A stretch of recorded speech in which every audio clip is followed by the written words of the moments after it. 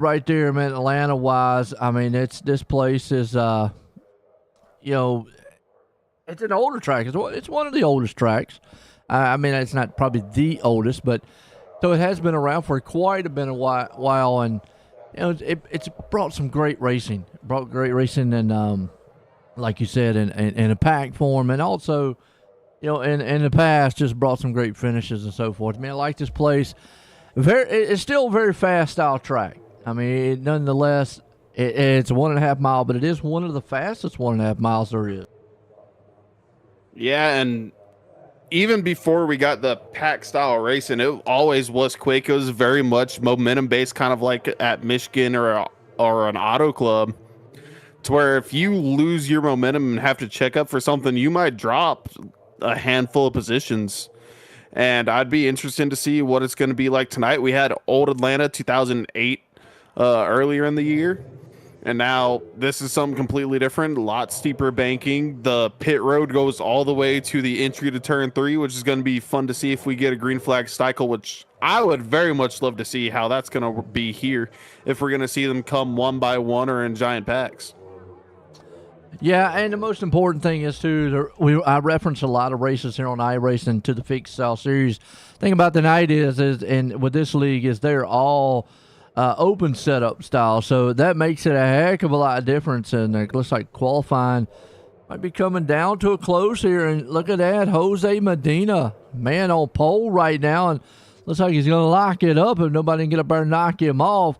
Justin Boyle's going to be the man right there in second, but it'll pull us over here to a warm-up here for a few, and that'll give us a little bit of time here to talk about this famed track. Atlanta and I'm going to say Talladega probably go hand in hand a little bit. They are close to each other.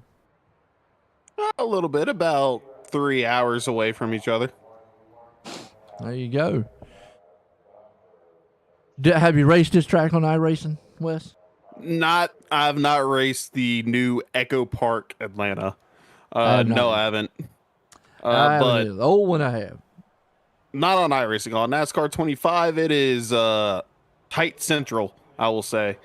And there are a great amount of runs you can get, which the NASCAR 25 version of Atlanta is this exact same scan. I believe they didn't go back and rescan the tracks for the new NASCAR console series. They just pulled over all the scans from the iRacing here on web itself. But it kind of pushed tight, but that's also with a whole different type of physics for console players. And I expect a show, but Atlanta is just, it's one of my favorite tracks. Yes. I remember back, and I'm saying this because I wasn't born then, but this was at one point the season finale for a long time in NASCAR. The Hooters, yes, it was, yeah. What was it? The Hooters 400? I can't remember the sponsor, but I know what you're talking about.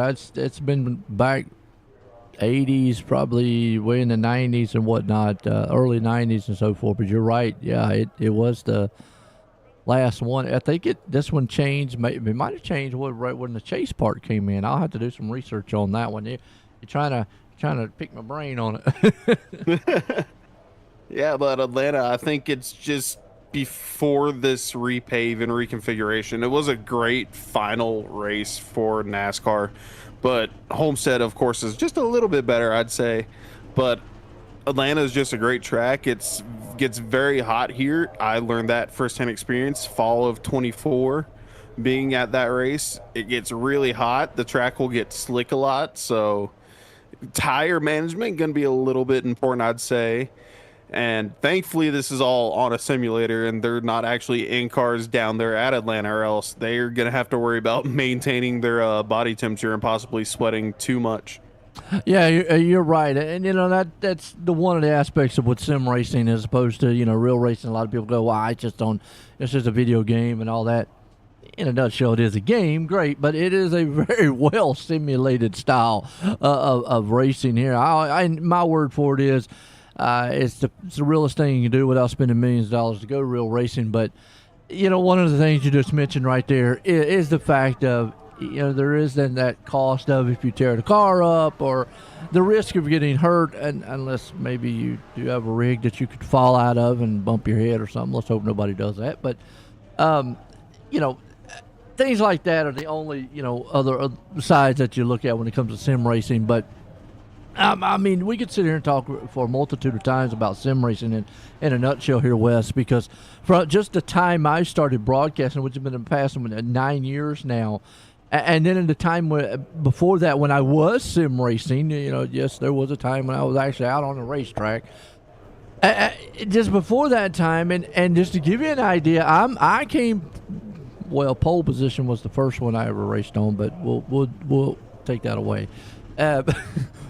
Papyrus 94, let me say that. Everybody references NASCAR 2003. That's the first online, I believe, edition of Papyrus, and that's why they do that. But 1994 is when actually Papyrus came out, NASCAR racing for PC.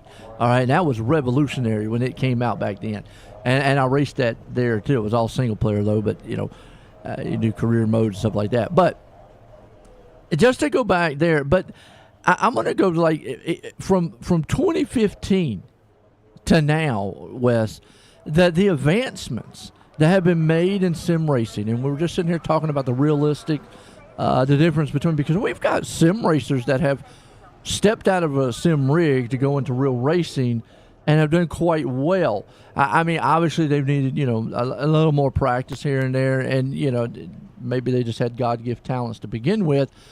But that shows you, especially when you got teams nowadays using simulators to help test tracks and test cars and stuff, that shows you how far sim racing came.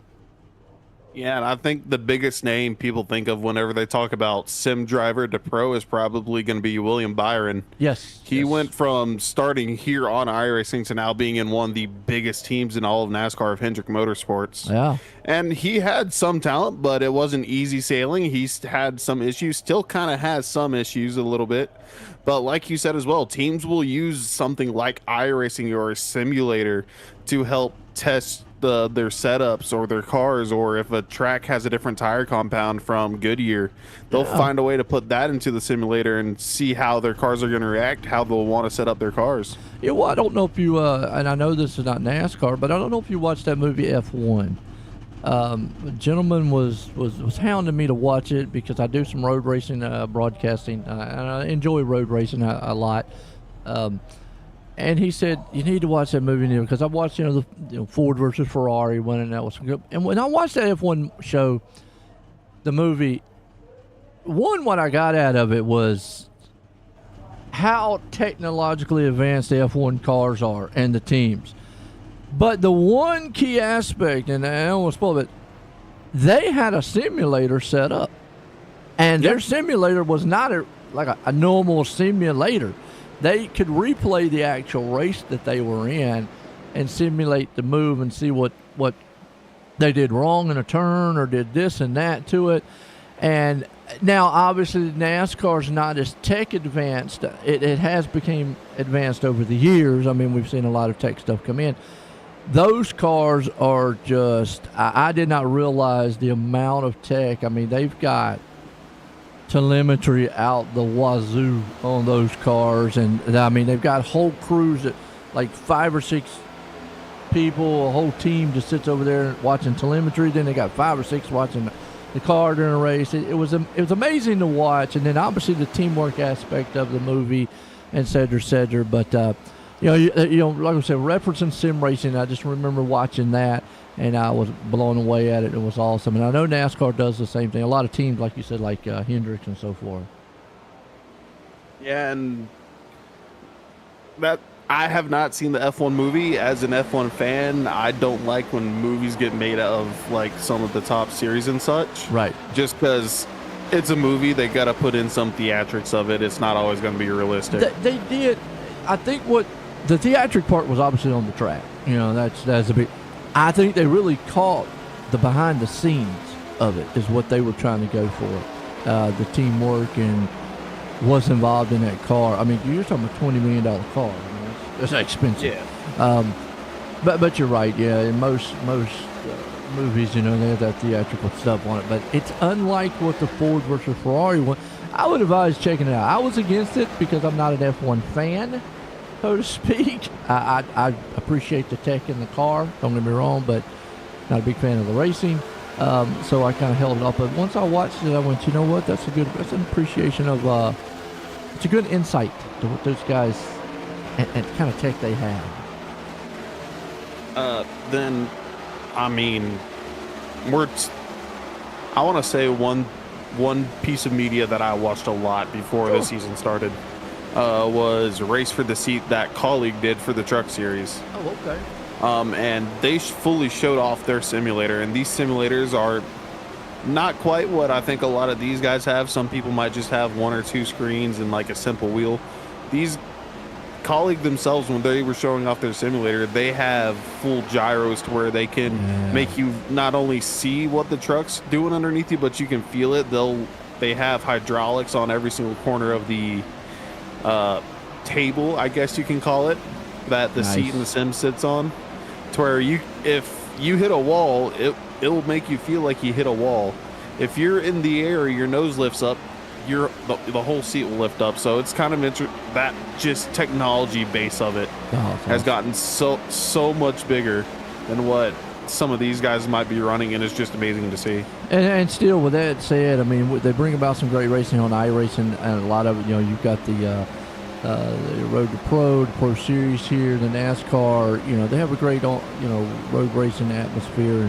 And Spartan Sim Racing League here has brought out some great drivers here so far this season. And I do know after the night we're starting a huge tournament here. Let me see if I can't find where that thing is. It's the admin box. Yeah, the admin box went in.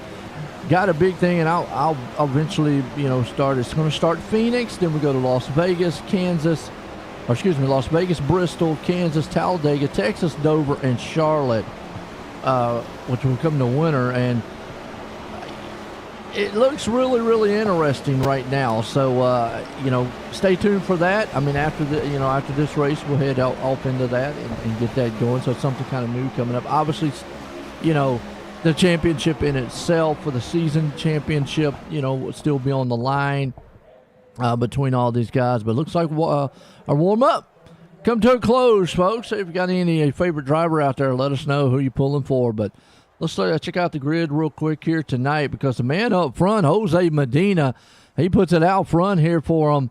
Starting there second, Justin Boyles. We got Greg Carr starting third. Mark Sanchez up in fourth. Chad Genningsman's going to start there in fifth. We got Colton Gardner starting sixth. Kyle Gerlach seventh. We got Joshua Hyatt in eighth. Dakota Jorgensen there in ninth. Kyle Westwood 10th. Jeremy Sumter starting 11th. We got Timothy Latham there in the 12th. I'll switch over here to the 13th place spot. We got Ben Stevens. We got Kevin Zozak starting 14th. Alex Hammond 15th. Thomas Kolmacheski 16th. Dylan Grusmacher, he's starting there 17th. Stephen Tibbs starting 18th. Looks like Drew Prohl 19th. Chris Vincent in 20th. David Sculter in 21st. Jude Okafor, hope I said it right there, in 22nd. Art Nicotera in the 23rd. And in the 24th spot, we got Blair Holloman. 25th, Chad Kibbe. 26th, we got J.P. Jones. 27th start, we got Shane Clore. 28th, Alex Carr. 29th, rounds out the Michael Seymour. One name there stands out, Shane Clore. Boy, got his work cut out for him, which last week he was able to come through the field pretty good. But, you just don't want to keep doing that week in and week out. You eventually want to figure out how to get at least a half-decent qualifying run. I completely agree with you. I don't want to be constantly starting in the back. So it's going to be interesting to see how he's going to move up through this field. And then just going to be amazing to see. And then I heard talk on the radio, so I was okay. All right, I kind of got distracted, but it's going to be amazing to see him drive up. I completely agree with you. Like you said, at Daytona, he found his way up there fast, but here at Atlanta, it's not quite as wide. The turns are also a little bit sharper, and I don't expect it to maybe move quite as much as you would see at Daytona. And we talked about that during the warm-up there about the differences. I feel like, yes, they probably will be in a pack as this thing goes on, but once it starts getting, if they get a pretty good long green flag run in, you might start seeing a little bit of single file breakaway. There's the pace trucks in. Here we go. We're getting set to go green flag here tonight. Ought to be a good one here, as that's man right there, Jose Medina, starts us out front as the green flag goes, and he just did not go. And no, he did not. I'm not sure if he was... I got a question here real quick there, Wes. Are you allowed to pass the leader before the lap? No, you're typically not supposed to.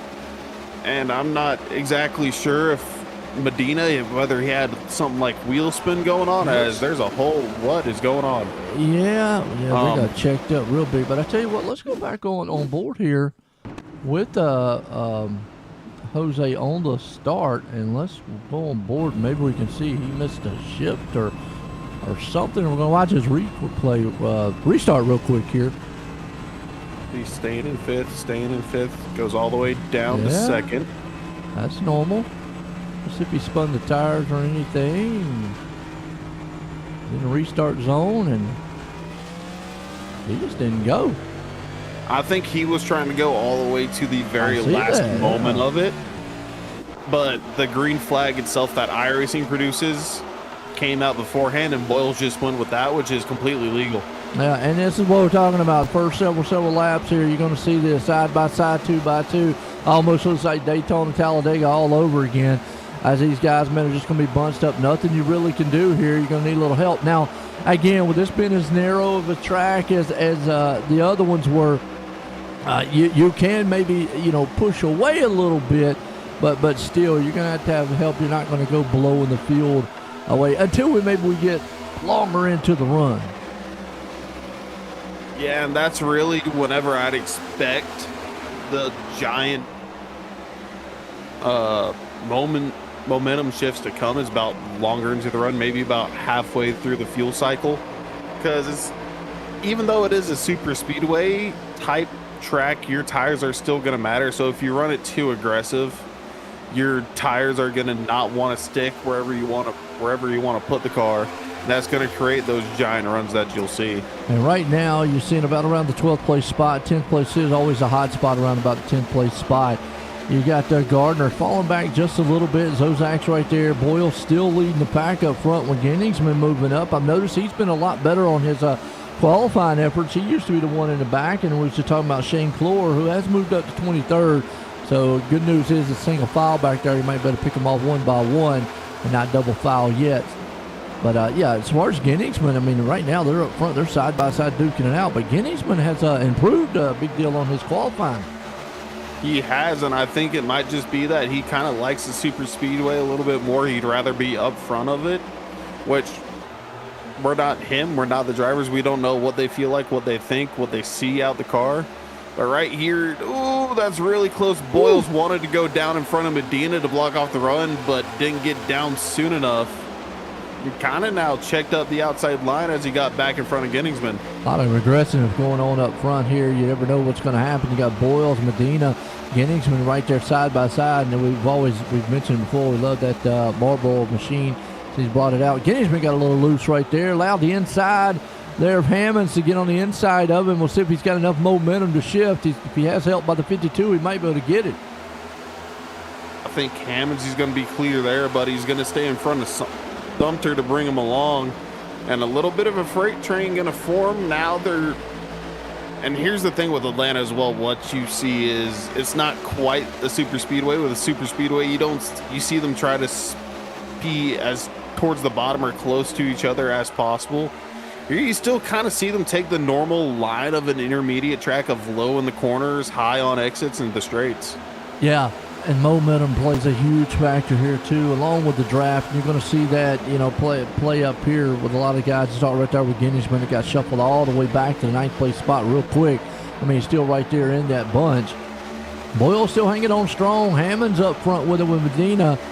And you see that inside lane's trying to pull a little bit, but got just a little bit loose there, and they're going to push him to the Boyles middle. Is going to be split. Woo. I guess what we're going to see all night long here, Wes, is, you're going to get up there and then maybe just the car wiggle just a little bit. Maybe just maybe just a tad bit. And another thing I want to say different between here and your classic super speedways is if you don't have help here on your outside, you're not, or right behind you or in front of you, if you're a single car, you can kind of keep it a little bit closer in the pack and not drop back as much. You're still going to fall back, but not quite as much. You're not going to be like a stone in water as you would if you were at Talladega and Daytona. You know, another thing, I guess we see this right here. It's exciting to watch as a viewer, but it has been a very hard topic over the years is, do you prefer this or the older style Atlanta? I mean, this right here is more the pack style draft racing of Atlanta, as opposed to before it was a lot of speed and handling involved, and whoever had that setup would definitely be able to pull away from the pack. I'm kind of split. So when we originally had the repave, which is what this model that we're running right now is based off of Atlanta, I did not like it the slightest. I love the old Atlanta where it was more dependent on the car. It's high speed, keep your momentum, dipping and diving in and out to create runs and get passes done. But as the track kind of worn on now, as to what we just saw maybe 2 hours ago, I actually really like the track as it sits. You know, because it's kind of the hybrid of the two. It is, and to bring that to us, we've also got to look at the car too. I mean, this car here is way different than what we were talking about back when Atlanta was repaved, because I don't think they had the next gen cars when they had that done. Nope. So this car with a high amount of downforce on it produces this kind of racing. Plus now I don't know if iRacing has implemented it or not. I need to go back on the patch notes. Maybe you can update me. Maybe somebody in the chat can do it. There was a horsepower increase with these cars this season. NASCAR did that on certain tracks and whatnot. I don't know if they did on super speedways or what and so forth. It might have still stayed down to the 550, 560 area and with that, but I think they talked about that on the off season with that. I don't know if iRacing's implemented. So either way, this does have more of your closer to your Talladega style setup. You see the big wing there on the back, has a lot of downforce to it. It's not going to have they do run plates at these tracks. You know, I do know that. They run a spacer. Actually, it might be the other way around. It might be a spacer on these and a plate on Talladega and Daytona. It's either way. It does the same thing. It's just one's maybe a little thinner than the other. Yeah, and it runs similar, but there's still a difference in it. I'm with you. I don't know if iRacing did the patch notes to create that, and I don't think Atlanta was on the list for the horsepower increase either. Right. Okay. So they might have still stayed. I need to do some more research on what the change was in the off season of the real NASCAR, because a lot of, we talked about in the warm up, a lot of the real stuff applies over here. iRacing tries to keep up with it and get it as close as they possibly can, as Hammonds takes the lead right now. And that's what we're talking about. Even though they were in a pack mentality, they're kind of single file for the moment, just kind of being impatient. I think this is the point where, okay, you can wear your tires down. We're 17 laps in. Yes, these are open setups. They're able to set their car up anyway, but you could chew some tires up if you stay up there battling a long time.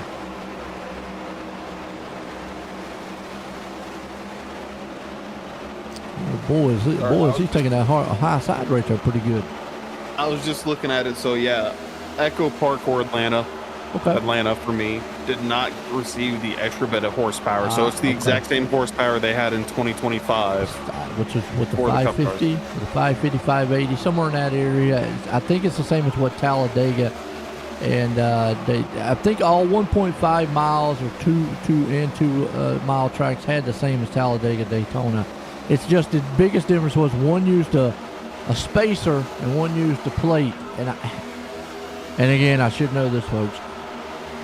It's one or the other. Talladega, Daytona either had the plate or they had the spacer. And the reason it's different is because one's thicker than the other, and I think one is kind of drilled different than the other. And they just call it a plate. I don't know why. Or they just call it a spacer. I don't know why they call it a plate. I don't know why. They should have just said, yeah, we're staying with a plate, but it's thinner. I'm not going to say we're spacer racing, you know. So they're actually running around 510 horsepower. Wow. Okay, so a little lower than I thought it was. Okay.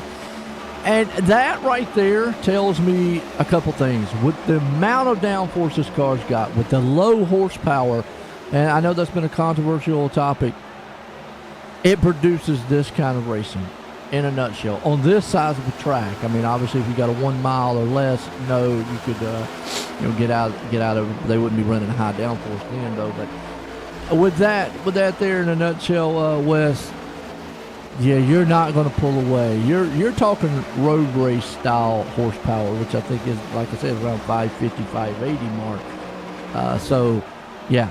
And those cars are high downforce machines too, and so yeah, you're just not going to get away from the pack. I don't care what setup you've got. I don't think setup's going to change anything about that. I think we're going to just see this the whole way around. Now, green flag pit stops we've talked about could change that very, very easily with how it comes out. Like I said, I want to see a cycle of green flag pit stops. Just because, I think it started a little. I mean, the lap car's doing his job. I will give him credit. He's staying up there, even staying a little further up than he can. There in the wall. I don't think it was the lap car's thing. I think somebody got a little loose off it too. I didn't exactly see who it was. Yeah, but sure there. I want to see how they tackle green flag pit stops. If it's going to be like the small trickle, if we're going to see clumps like we would at Super Speedway, I think that's going to determine how spread this field will get eventually throughout. When we talk about spread, I mean, there is a little bit of breakup here.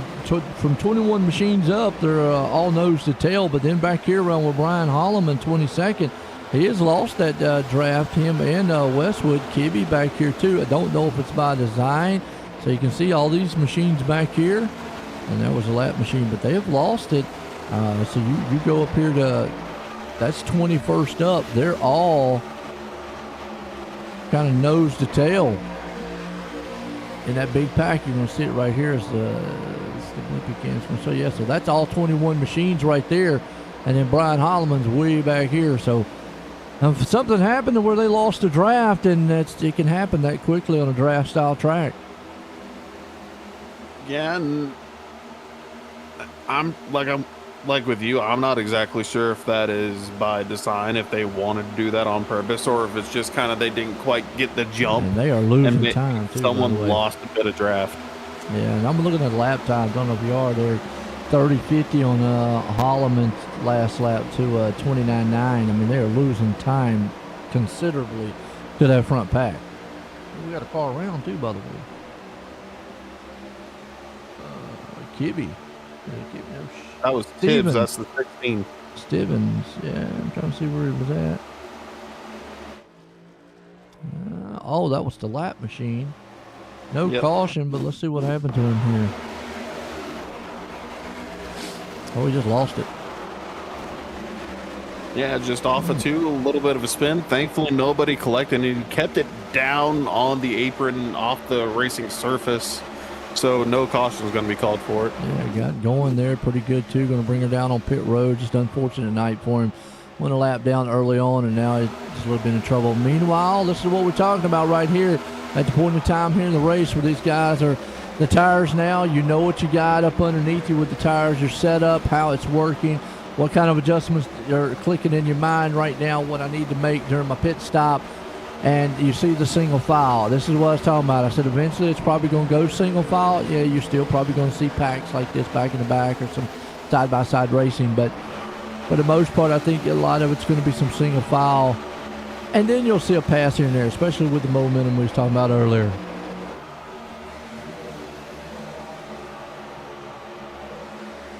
And then a lot of it is being patient.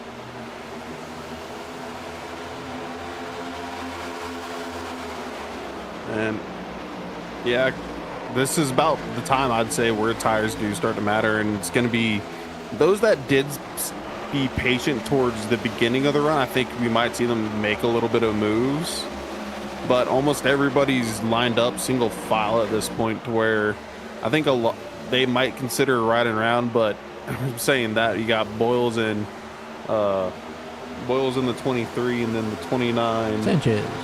Sanchez. They're up there on the high side trying to make some moves. You've got Colton Gardner in the 40. He's going to suck up right to him and get a little bit of a high line coming back together. Well, you know, in that high lane, and this is the thing, they can sneak up there and get back up to the front, because with the guys up front there, you know, I call it textbook style drafting. You can see they're not on top of each other, so they're not really pushing. Boyles, they're a little bit more formed up and a closer group coming on that top side, so they're going to make some headway coming to that front, and we can see it to this point. And then the leader's going to be like, well, where the heck they come from? Next thing you know, we're running single file, and then, hey, we're back 2 by 2. Yeah, and it's just this new Atlanta. I mean, old Atlanta, you weren't going to see a lot of 2 by 2 all the way around the track. Like, you might have a couple of guys fighting each other every now and then, but going around the track, it's not going to be the same consistently, at least. You know, and the old Atlanta, but the old Atlanta you mentioned though too is it was a lot slicker. It was.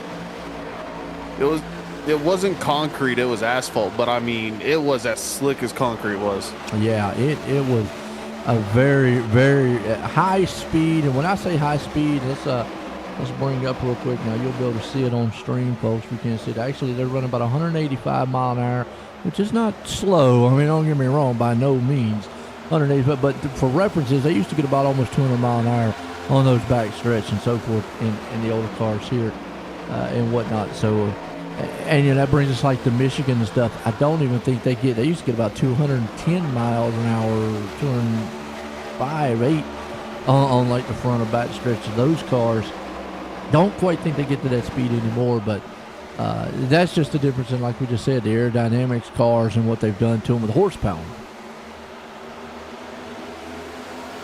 Yeah, that's just something NASCAR's changed. I mean, as much as I love, like, oh, NASCAR is supposed to be as quick as possible around the track, they had to do it for the safety of the drivers. They were seeing very dangerous wrecks and an increasing amount of wrecks as well. So they kind of had to tone it down a little bit just for the safety of the drivers, to make sure no one was going to get seriously hurt and or killed. Now, with that said, and I'll agree with you too, because the advancements in safety over the years, as we've got a big battle going on right here, 3 wide. This is where it gets a little dicey, 3 wide. You do it here, and good job by Sanchez. He says, you know what, I see it, I'm going to back out of it. Don't want to put yourself in a bad position and get wrecked. But a lot of advancements in safety over the years. I mean, obviously, we're not too much here on the virtual side of things, but on the real world side of things, yes. You brought up a good fact there, or a good thing, when you mentioned the slowing down the cars. I'm an old school kind of guy. I remember some of the old guys, they didn't care, man. Let's just go all out. You know, those guys were Iron Men back then, so to say. I think it's a different racer nowadays. It's more technical, I believe, now than what it used to be. What obviously with the tech and stuff that's in it, and the stuff with the advancements, but I think racing's become a little more technical than just, let me go out here, man, put the pedal to the metal and wheel this machine around, you know, which was the days that I grew up watching NASCAR and so forth.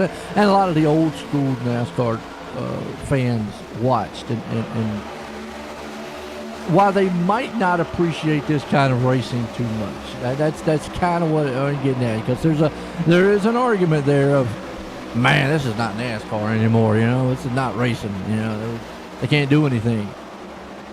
Yeah, and I completely agree with that. And when restrictor plates first came in, there were some guys that wanted to not run it. Yeah.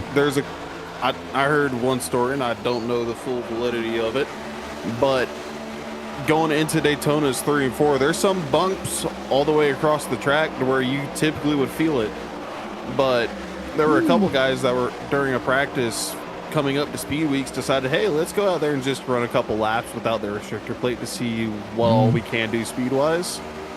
They came back into pits asking for the restrictor plate to be put back onto the car. Yeah, they did some blazing speed. Right now, the man's blazing speeds. Hammond's out front. He's got Cole Macheski right there, and they just seem kind of comfortable riding with each other. They've actually made up some ground. Both of them come up 14 spots. You got Vincent right behind them riding. He came up 16. Medina, who put it on pole earlier on, still there in the 4th with Greg Carr. in 5th. Gerlach's hanging on there in the 6th. Zozak 7th. Carr up in the 8th. That's Alex Carr, by the way.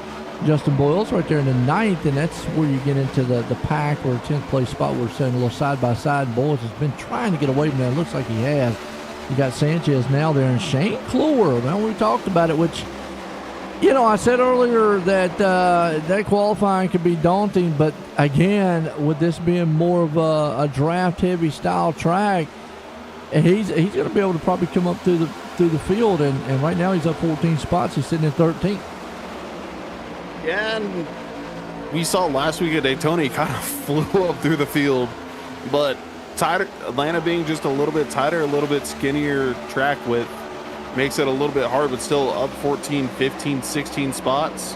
He's doing pretty good with it, and he'll probably keep climbing, but right now, just based off of what I've gotten from some of the crew chiefs and spotters and such, is they're about halfway, maybe a little bit more through a fuel run. It's estimated, depending on how much you're in the draft, how much you're off throttle, you can go around 70 to 75 laps or so. Okay, wow.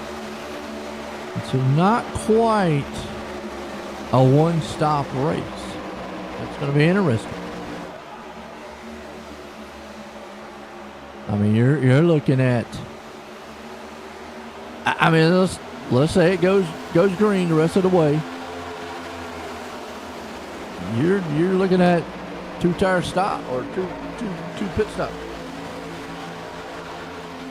That's exactly what I'm calculating it out to be as right here, still around this 10th place spot. We're having some great side-by-side action. Clore up to 11th, looked to want to go around the outside of Gardner, but didn't quite make it. And you still see a lot of cars sitting there. Again, here comes Clore with a runoff into 3, gonna shoot it up high.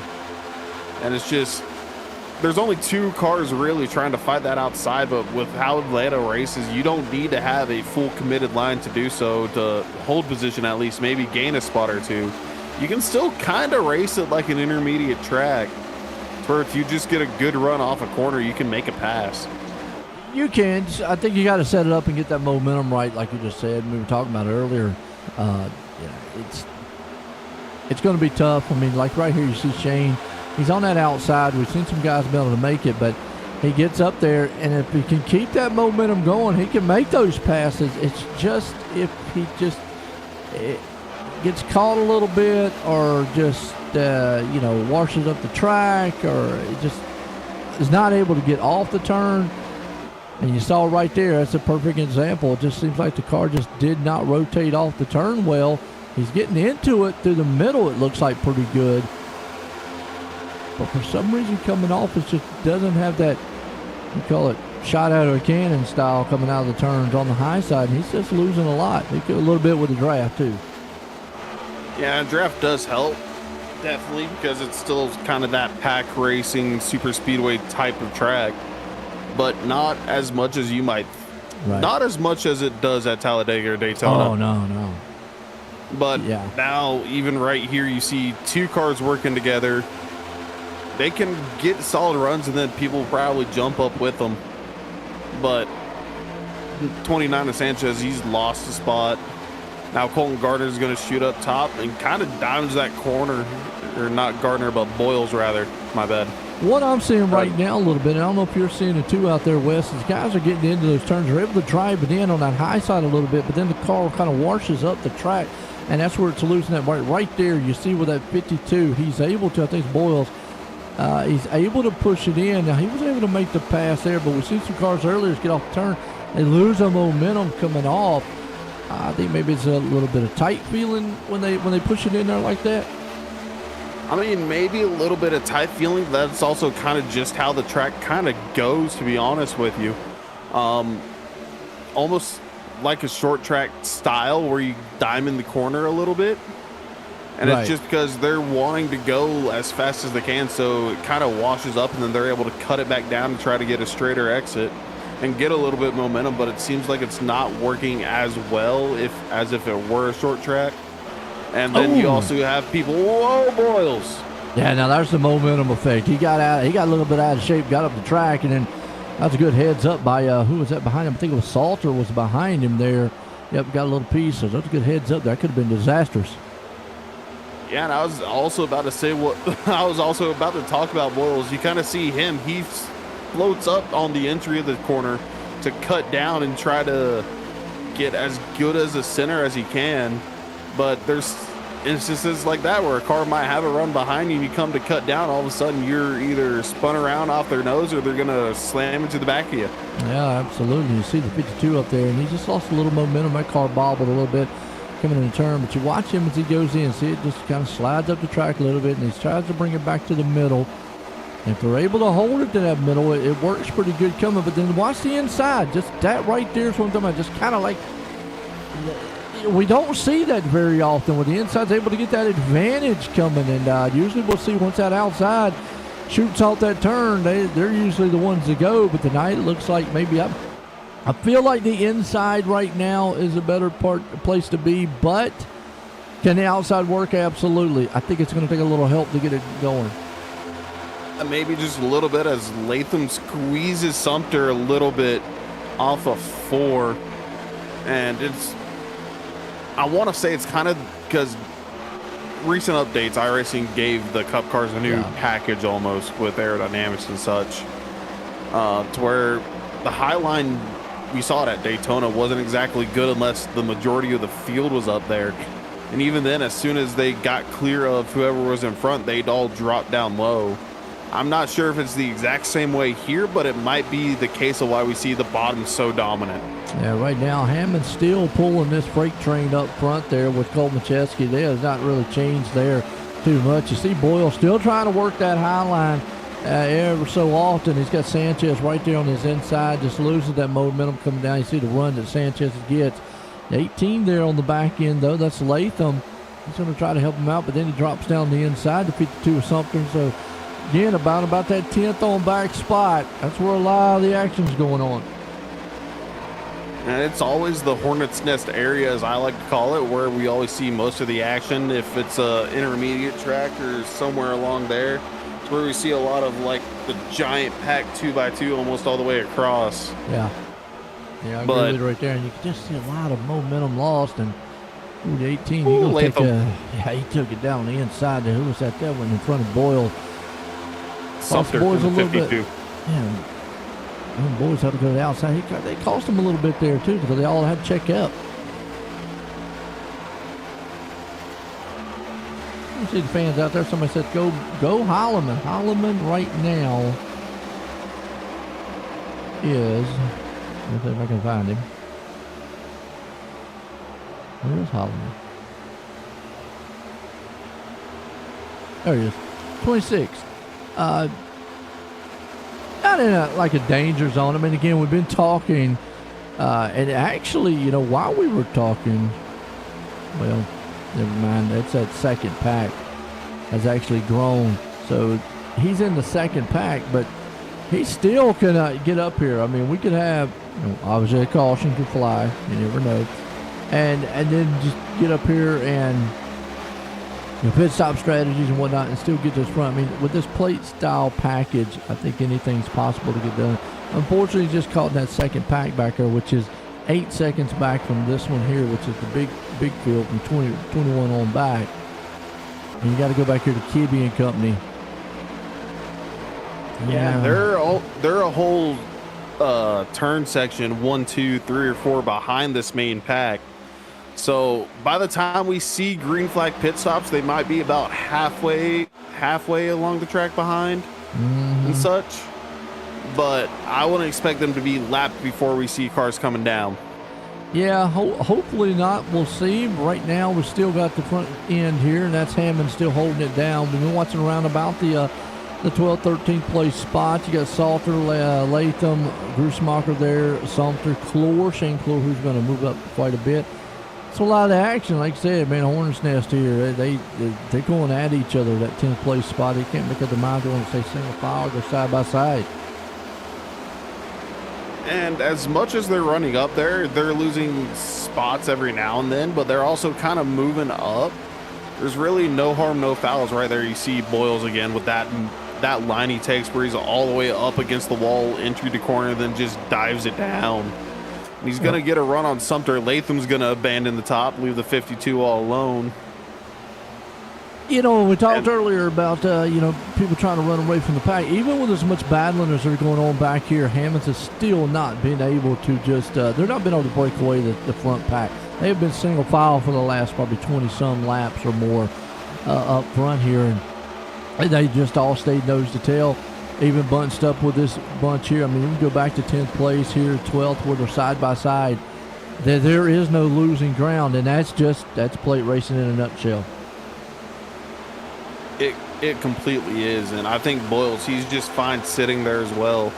He's got Cole Macheski sitting right behind him. I think Cole Macheski's perfectly fine with sitting there, and then behind them, I think it's Vincent. I think everybody's kind of content with running where they are right now, just making it to the green flag stops, which we might see starting maybe 10 or so laps, just to get a feel for the track. But after, if we go green all the way, which would be fabulous and amazing to see. I think it'd be the first time of the season, wouldn't it? I think it would be. They keep doing that right there. It's not going to be. Wow. And somebody out there was just talking about Boyles. Hey, look, the 23 Boyles out there, the pedals on the right side. Hey, I imagine he's got it almost close to the floor. Now, you do have to crack the throttle here. Like this. It's not like Talladega, Daytona. You can't. I mean, with the first probably 5, maybe 8, maybe 10 laps, yes, you probably could wide open around this track. After a while, you're going to have to crack that throttle. Even in a draft, she's going to start getting a little slick on you on that rear end, and now it's well to that point. And what you were just referring to there, Wes, now times they're probably thinking, okay, what do I need to do to make the car better? You got Hammonds out here who's been running. You got Cole Macheski right behind him. To me, it's always harder as being a leader to sit here and go, how do I make my car better? I'm leading the race. But you can. You can also do the flip side, you can hurt it too. But, I mean, as a leader, you normally have a crewman in real life, but here they don't. They got to do it themselves unless they do have a spotter to help them out. But how do you sit here and go, man, I don't know. The car feels great. Problem is, Cole Macheski might, or Vincent might do some a little bit of tweaks here and there, and next thing you know, you're Hammonds and you're sitting back in 5th place going, wait a minute, I had a great car, now what happened?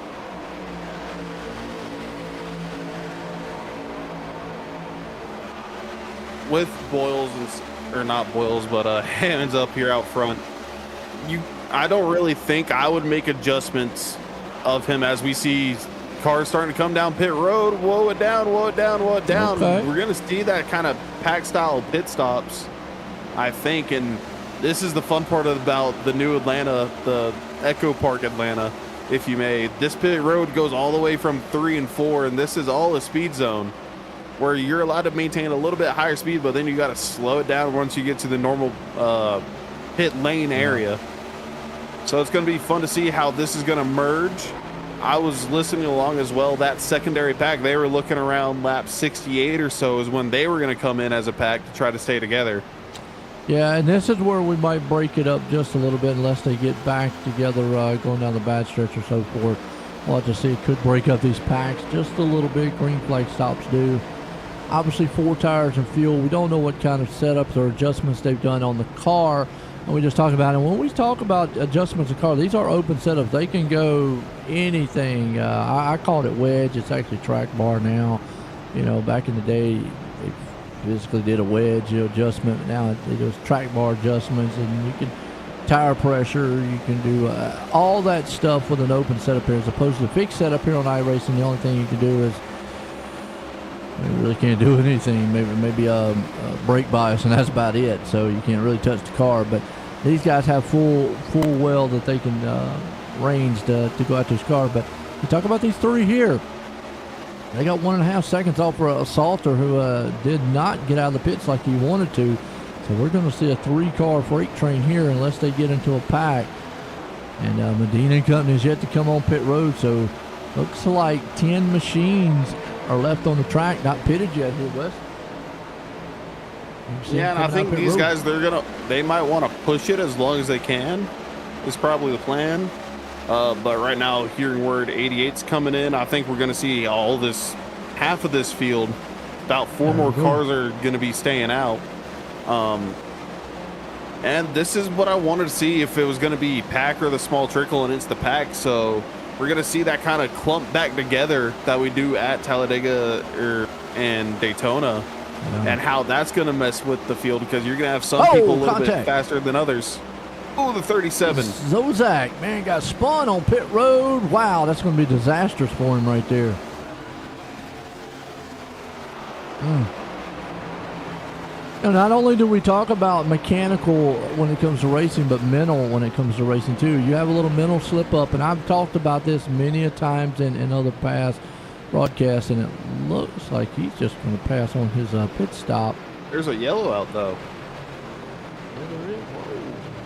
Jude Okafor, I think, went around. Let's go back and see what happened to Okafor. He's on the apron. Oh. Okay. I had a feeling that was a shift. I was going to say misshift, or maybe got on throttle just a little too happy, but that Why just did he go to first gear? Sudden. Yeah, he went to first gear. Is he using an H pattern? Did you forget how to drive? I don't want to say that. My bad, but I thought as maybe he's using an H pattern. Yeah. Not exactly sure. I mean, that would do it too. I mean, I like throwing jokes out there, folks, but it does put us on a caution, and that actually helped out a few guys who did not pit. So we'll be able to come on pit road now to put Zozak back. Pretty much what this does is puts everybody back in a pack together, and so forth and so on. So, but yeah, that right there, Okafor, what you saw, that's I guess a classic example of what not to do coming off pit road. Do not go back to first gear. Car will not be happy, especially on cold tires. Now I've seen a lot of guys like what you just mentioned get back on the throttle a little bit too soon, because even with these tires being new, they are still cold. They're not up to temperature. They will be very slick. And I have seen many guys spin coming out of pit road, you know, so with that happen. A lot of times it's on the fixed setup where, you know, you can't change anything on the car and whatnot.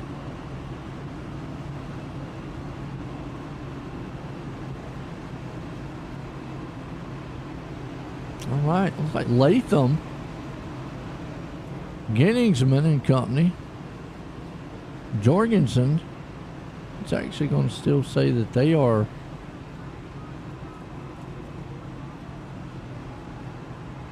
sticker's still saying they're the leaders. So did everybody else have to get a wave around? I think they came in they were on the pit lane entrance just as the caution got waved. Well, Latham pitted on 71 is saying. Genningsman, Jorgensen, Roll, and Zozak.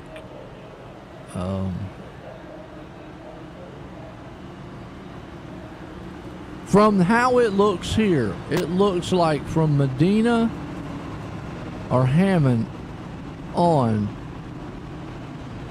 they're at the tail end, and they're going to have to get a wave around. That's just about what it looks like. And there you go. I'm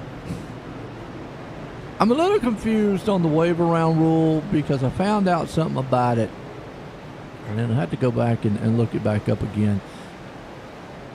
The old, how I remember it and how I did it was, if caution comes out, somebody's going off down the Salter going off down the track.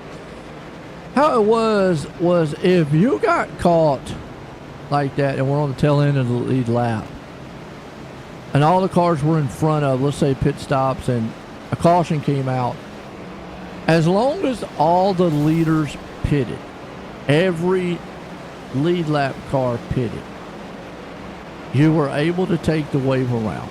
But if one lead lap car did not pit, stayed out, and we've seen that happen, you do not get the wave around. You would actually start in front of the field with a leader right there behind you.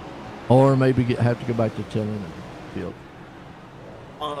So but that was the old way. The new way. I understand it that way too. Yeah, there is a new way, and let me. If y'all give me a few here, I will find a gentleman brought it up because it happened in one of our other online races, and it was a very, very unique of an experience that happened. I will find it. But he explained it in a different way, and I don't even want to start on how because I'll mess it up. It's similar to what this was. Obviously, this one is how the old way was. All the lead lap cars came in. Everybody was on the tail end of the lead lap. They got the wave around. Latham's out front. That's how the ticker showed. And it puts Medina back in 7th because he got the wave around, and that's where he eventually would have been with Hammond's been in 6th. So, and that's how the ticker showed, and that's how they're going to line them back up. So that's, to me, this is how it's always been.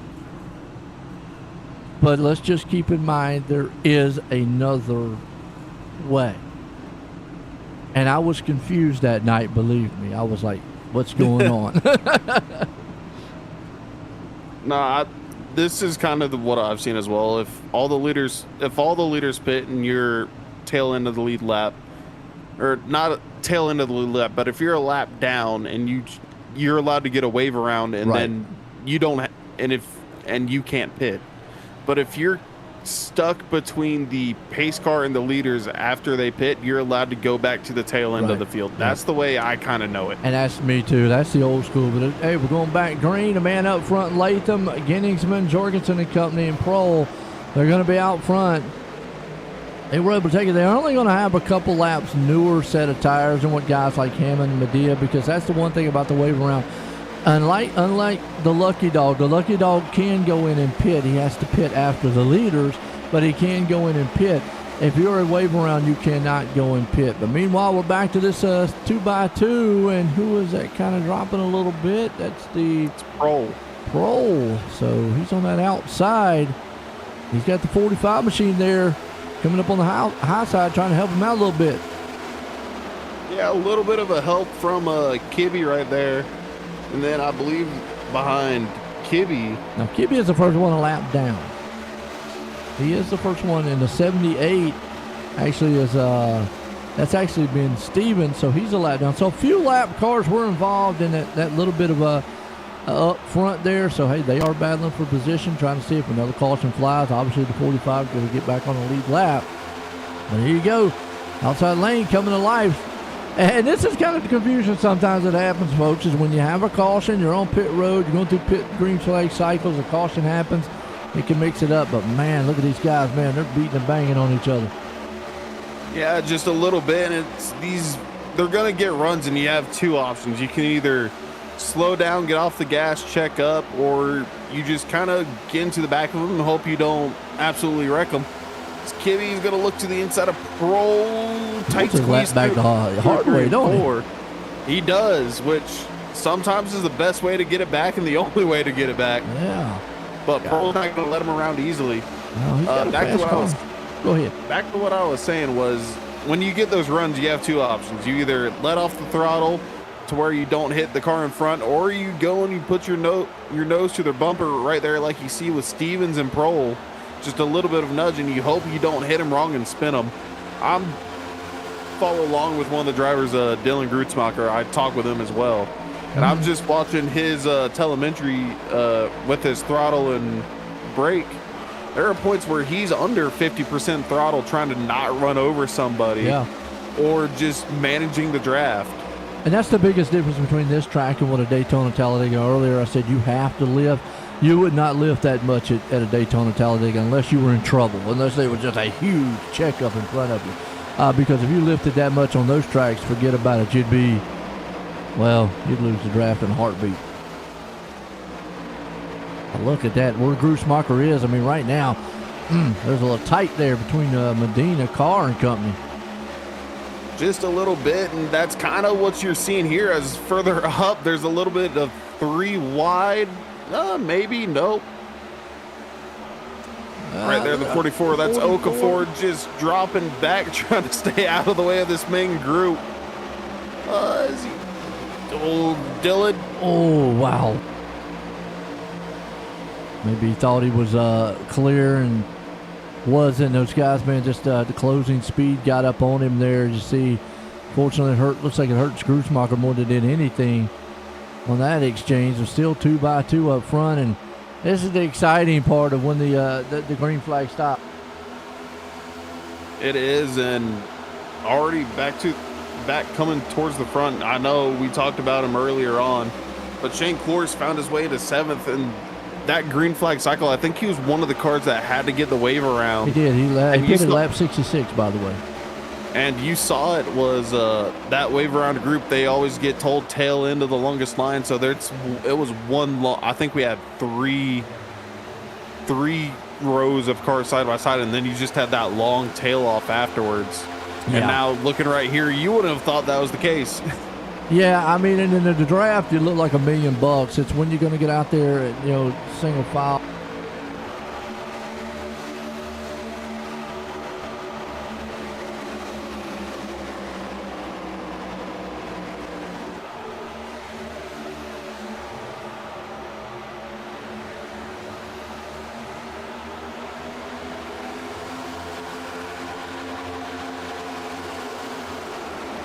Yeah, right now, this is where you're just kind of hanging on at this point. And, oh, man, you see Clore went up on the high side. I think it was Clore went to the high side. The 18's going back a little bit. Man, it's just trying to figure out where you want to go. Get back to that single file again where it was safe. And, contact! Big one! Front. Yeah, that's the big one. That is half the field. Wow. Yeah. It was showing Blair Holloman. Oh, right there. Oh, bump drive maybe going wrong. Yeah, push, bump. It's a junkyard. Go back and watch it one more time here and see it. Started up front here. Holloman is in the 32. And he's right behind these guys. Doesn't bump in the turn. Oh, the 45 just got loose. There was no bump. Wow. Yeah, there was no bump. There might be a little bit of a bump due to net code. Well, but he was also loose off of the exit of 2 to where if there was that small bit of bump, it would have just turned him. Yeah, let's go back a little bit here with Coda, man. But, yeah, you see a lot of guys just know where to go. And right there, just unfortunate, man. Let's see Greg Carr's view here. Yeah, there's nowhere he could go. 36 machine, kind of stuck. And who's the 79? Who's the 70? Is it 79? Oh, Shane Clore involved with it. 79 at Ginningsman.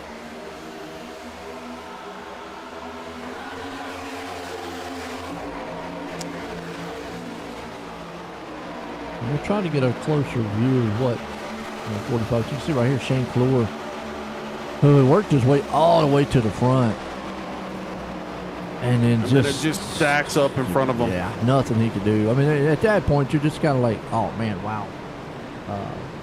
But let's go back here real quick, and I want to go back a little bit further here. My bad. And let's just kind of stop here, and I want to go.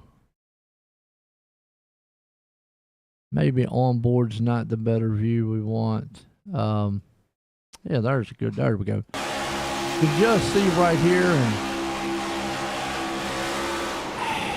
could have took the air off the spoiler. I mean, could have done that, And it's so easy to do with these cars as well. It's something that can always happen. Yeah. I just wanted a good shot there. Sorry about that, folks. They don't stop it like the bone. Wanted a better shot of what it looked like. From Ben Stevens' point of view, and you can just see, again, he had nowhere to go either. The 78, and who was that? Was that Grusmacher? You gotta watch from his view here, folks, because he shot the gap here. We're gonna go on board. Watch this. I just happened to see his car go through there. I mean, you want to talk about just. He better have a Ford Lee Kroger on the dashboard, because this is some luck right here. You're going to see Because this crash, luckily this track's kind of a self-cleaning track. Everybody went down, but I mean, really nowhere to go. And watch right here. He's just like going praying. He's praying. Pick it up, pick it up, pick it up. Wow. And he saw it happening before he got off of exit and already started to slow down, which definitely helped. Outstanding. I mean, that was just wild. But under caution number 2, and just like that, you know, that's plate style racing, folks. You're out there 1 minute, next minute, boom. So it's set to go back green. Hammond's the man out front. Zozak, so tore up a lot of good cars here tonight. And the one thing I do like about this is no fast fix. It's pretty much like real racing. You tear them up. You know, unfortunately, whether you get caught up in something or not, if you can't get it fixed, your night's done. So some guys' nights might be done, and most notably Ginningsman, back in the back, still on pit road. Westwood be on pit road back there. Shane Clore is back out, but he had a long, extensive pit stop, and he might be way off the pace too back there on the back. Let's see, trying to line him up back there too. That's probably what race control is doing right now. But yeah, a lot of good cars up front got involved in with that one. It's getting set to go back green. Racing. That's pretty much in a nutshell there, Wes. And that's plate style racing. You never know, but a lot of times though we do say that was a bump traffic going wrong. In that case, real close. But pace truck's in. Hammond's out front, going back green. Let's see what the man up there can do. Hammonds gets on the loud pedal. He's gone. You got Grusmacher there who probably had to save for the night, and it's benefited him. He's in second. Yeah, it is. And he's right to the back of that 26 car, pushing them, both of them clear by several car lengths. But it might be a little, that might allow this 223 tandem to get up right to him. And I don't know about you, but one of my favorite drafting styles in NASCAR was the tandem drafts. Yeah, it was fun to watch. Two cars hooked up together, and that kind of reminded me right there. I expected the 2 and the 23 to pull to the outside and go right around the 26 and the 38. Yeah, and then back in the day, I remember that you were able to do it with 2 cars. Obviously here, though, you hit like a brick wall. So I think it was smart on the 2 machine there, Joshua Hyatt, to not just instantly break it to the outside, because a lot of times when you do, maybe one of them can get up to the side, but then they might have been stuck on that outside. So really smart, I think, for them to stay where they were. But back in the day with that 2-car tandem, yeah, they would have shot to the outside and blew on by them. And it was always fun to watch. The problem with that tandem is if they would have went blowing on by them, then guess what would have happened? Here come the next 2-car tandem blowing on by them. It was kind of a seesaw back and forth effect. But still fun to watch, and it looks like right now Boyles are not wanting to suck up like he wants to. And then we talk about some adjustments. This might be one area of an adjustment he wants to look at and go, okay, my car is pretty good in a draft. I don't see any damage or anything to it, but it doesn't seem like it's wanting to suck up to the car in front of me very well.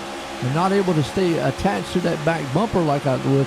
And 2, we don't know how much throttle input he's putting into it.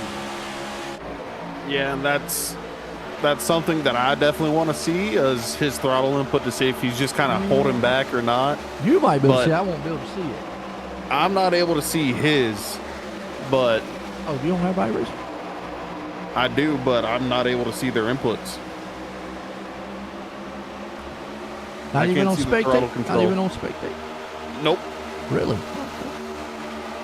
I guess you might have to be the spotter to do that. There might be another thing. So. Yeah. Well, now you see Boyles and the 2 machine. I mean, they're staying right there with each other. You got Vincent closing in. Vincent's a big, heavy mover right now, sitting in the 5th place spot. Sumter's been there too. Cole Macheski moving up. Zozak. Here comes the 37 to the high side. That's Zozak. He's got a little run. He fizzles out a little bit, but still got Sanchez there with it with Gardner. Oh, backing around about a 10th place spot. They're battling at it again.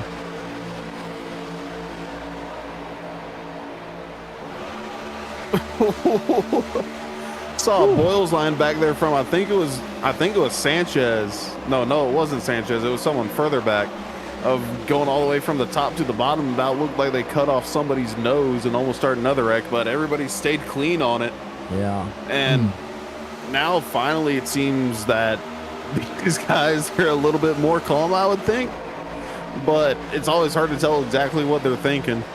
You still have the 38 Grusmacher. He's right there on the back bumper, just beating into beating into Hammonds in the 26. Yeah, right now you see Vincent trying to pull that high line, see if he can't get up there and maybe do a little bit. First car lap down is going to put it back here to Holloman. He caught up in that wreck, unfortunately, and you got JP Jones who comes back here too. So a lot of good cars, man, and involved in that wreck. And it looks like Holloman, yeah, some back end on that machine, so they would bang out a little bit of it. But meanwhile, up front, the 33 machine there, Vincent's been able to pull that high side. Now what do? Hammond says, you know what, I'm going to come up here in the front, but hey, well, if he wouldn't have got that bump, I think Gruschmarker might have been able to get up underneath him. He still might be able to get him coming in the turn. Look at the drive. Yeah, that was just some great, I want to say some great momentum management even. Because even though Hammond's, like you said, got that bump from Vincent going into the turn, we've kind of seen it all night. You can have a good entry to the turn on the high side, but just the middle and exit, not quite there. But Hammond's looking like he's going to stay in front of Vincent, and then they're also going to pull Cole Macheski with them. The problem is on that one, too, I think Gruschmarker might have been able to stay out there in the lead. That 2 machine there, Hyatt, just was not closed up like the 33 is here on Hammond's, and what has allowed them to fall back. If it would just been maybe bumper to bumper, they probably would have been able to shoot the gap, and then both of them been up front. But meanwhile, it still says Hammond's, Vincent. Here comes Gruschmarker a little bit, and they break that draft. Now, this might be one track to where it's skinny enough to where that back and forth breaking the draft will really help here. I see Talladega Daytona. I just don't think it works really well in iRacing. In real world, absolutely. Here, though, it might work pretty good because we see so much momentum is also along with the draft. So being able to break somebody's momentum on that bottom when they're trying to get a run like Gruschmarker is, and we've seen a couple times when he gets that run, they fall back. He has to maybe crack throttle just a little, and just that little bit hurts that momentum run. Yeah, just a little bit. Now these front four, they're clear down easily in front of Gruschmarker, and that I don't want to always say teammates play the team, that there's always a team game to be played, but at drafting tracks, you see it a little bit because you know you're always going to work well with your teammates. We saw it not just... I'm going to say that was if those two are teammates, that was a teammate pass. It definitely was, and those front four are all teammates, I'll tell you that. And look, on plate tracks, I get it. You need help. And Atlanta, I'm going to put there with it. It's going to be almost on the page. You need help. It's a team-style sport. We're getting a little dicey back. Karen, I thought they were, and in the wall they go. Gardner, wow. Medina, Blair Holloman again, JP Jones, Latham, great car. Thought I saw a car get a little spinny back there. Let's see. It says Mark Spencer.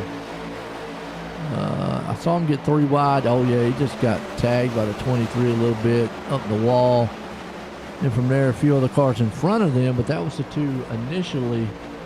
Let's watch one more time here, maybe from a different angle, so we can see. Watch. Looks like a bit of a checkup. Watch the 29 well. I can get a good angle here, but I'm gonna leave that in the race control's hands. I don't know who came up, came down, but unfortunately those 2. But then in front of there. Yeah, JP was Jones. A little slow.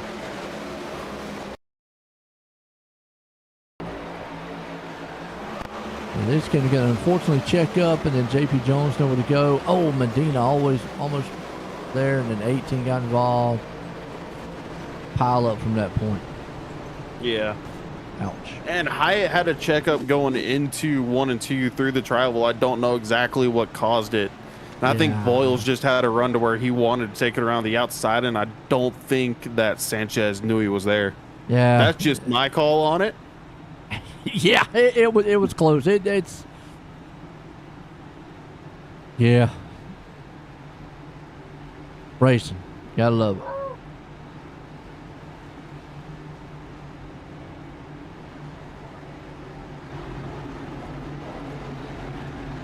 One to caution here tonight, and it has been a very good race. The problem with a lot of these is when they get bunched back up, It is a 2x2 nose to tail style race, and there's not a lot you can do to try to break out and so forth and so on. And Hammond's a long time on pit road.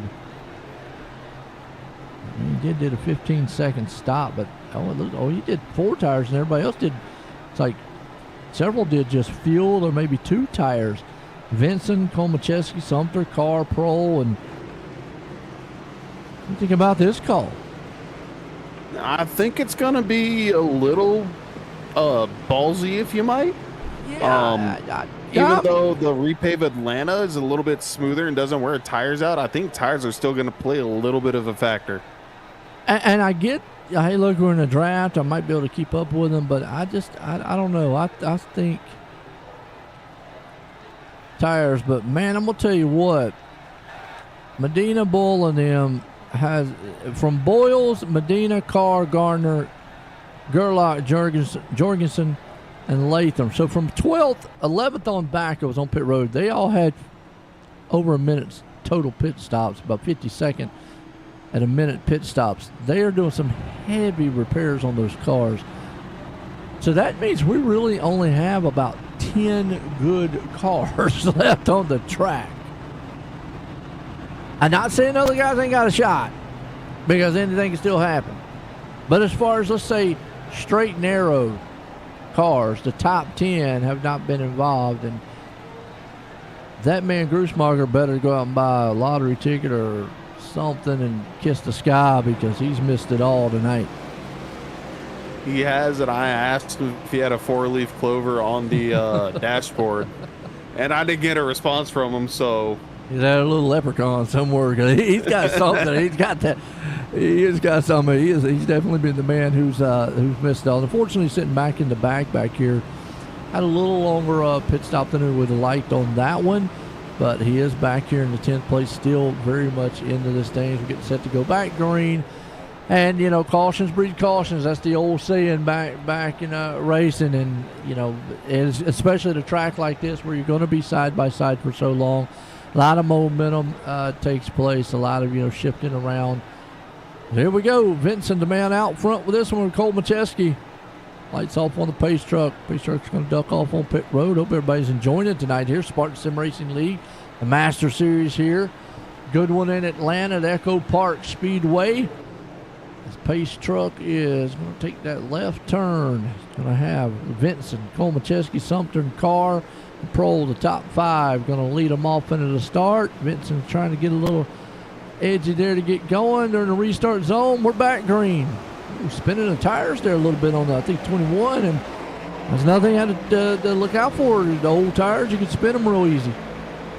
Yeah, they just didn't want to grip the same way that somebody like Hammonds did, because as soon as Alex Carr spun it, Hammonds was right on his rear pushing him, which helps with spinning the tires even more, as you can't really get traction if the tires are off the ground. No, and I'm going to tell you what, look at this right here, Zozak. Remember earlier in the race, I believe he was almost a lap down at one point, and now he is back up here in 7th place spot.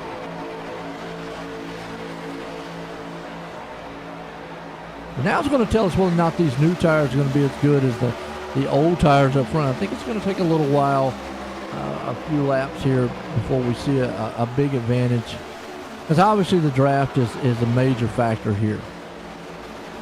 It is, and if this was old Atlanta, I'd definitely say tires were gonna be a priority, because that track would just shred your tires up. I'd still say they're a little bit of an advantage, but the draft can definitely keep you in it if you're on older tire wear. Yeah, you can see it by here by Zozak with a little bit of wear. I like Zozak's able to keep his car down low a little bit better than what the 80 there Prohl is. Looks like he's getting a little tight, pushing up the track. Guys in front now, we'll see what they're there. They look a little more stable. Komacheski, Vincent, Sumter. Also, too, you got to factor in the setup. How good is your setup there? Shane Clore, remember he was involved in a wreck earlier on, and he's back up here too, been in a 5th place spot. So not too much damage. Luckily, they didn't take from the contact earlier, but I think now you're starting to see those guys with the newer tires start to show a little bit here. Just a little bit, though, and look at that massive shot from Clore to Zozak. I normally would say it, at like Talladega or something, you wouldn't want to do that.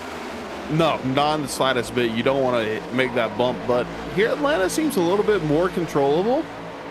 And everybody right now is just single fouled out.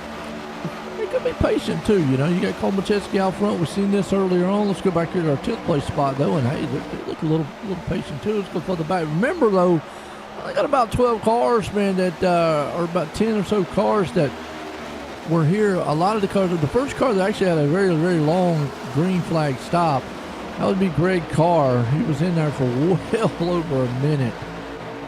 So a lot of damage he had to take on that machine. Let's see if we can get a quick. Well, there you go, folks. I mean, that thing is just all beat. If he stays right there, he'll probably be okay. Jorgensen, man, Jorgensen with a lot of damage. Gerlach, so you can see a lot of these machines in the back. The bad thing about this is, and let's go back to the cars, and there's what I'm talking about. As soon as they get out of the draft, he's going to drop just like that. He stays where he's at. I don't know. That thing seems like a knife edge. It might cut through the air a little better. Yeah.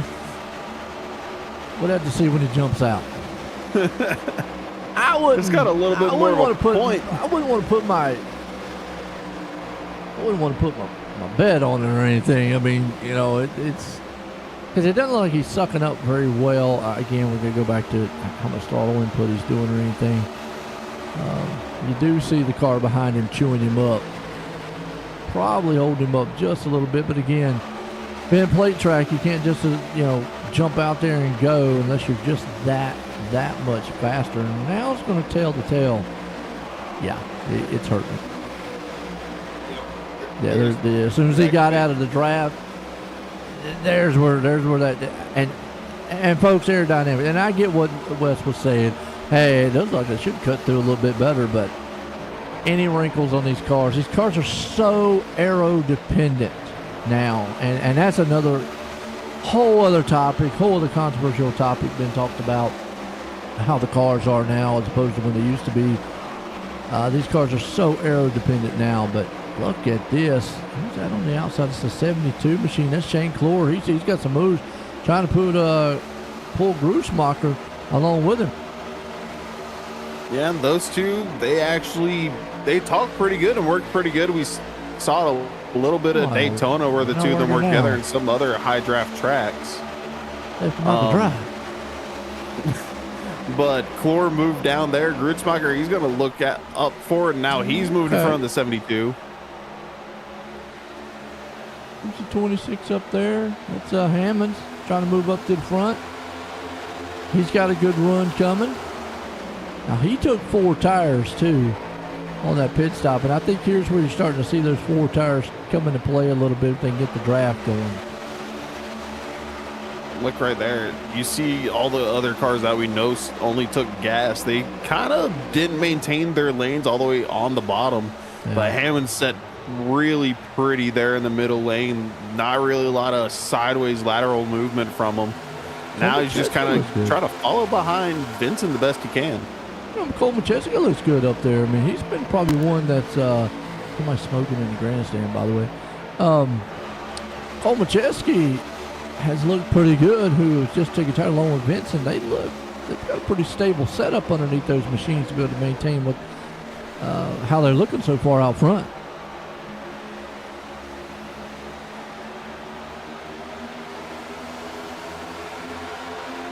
Right there, everybody. I mean, it's very hard. I'd like to say it's very hard to get these cars to be loose and wiggling constantly, but through the season we've seen it. But with the amount of smoking. No, I was going to say, is an LSU fan still reminiscing of when they beat Bama and had a cigar going? But no, it's the 79 of Ginningsman. Sorry about that. I just was wondering where the smoke was coming from. I mean, he's got a barbecue going underneath that hood of that thing. But it's a little harder to get these cars loose and truly wiggling just because of how much downforce it's being made. Mm-hmm. The diffuser on the car, the rear diffuser, definitely helps with that. Keeps the cars a little bit more planted, if not too planted. And right there, you can see it. Great camera angle. That diffuser helps the car kind of stick a little bit better to the ground. To stop the wiggling is what it was supposed to do, but we've seen in this Master Series here with Spartan Sim Racing that these cars can still get loose if they want to. Oh yeah, I mean you're gonna make them loose, and you know you talk about the diffuser. That's more of a road racing style of a downforce type of tool used in like GT3 style cars, DTM style cars, and whatnot. And NASCAR with the next gen car implemented that because this car was basically based off of what a GT3 platform was, close to it. They wanted to make it more of that. It is actually a three-piece styled car, more of a box style car. You have your shell in the middle and the front two clips. And but the diffuser is a new one, along with the front clip to these machines. Let's see, we can get you see right there, kind of the car behind him. You see with that front splitter, how low that front splitter is there. And just a little bit of damage to that front splitter can irritate the handling of these cars very easily.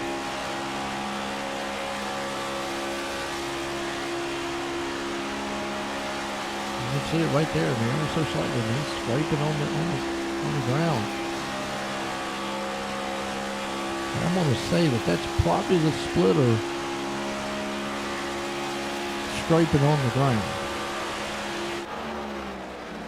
I mean, that's all. That goes back to your setup there too, Wes. I mean, bump, stop, shocks, and stuff like that.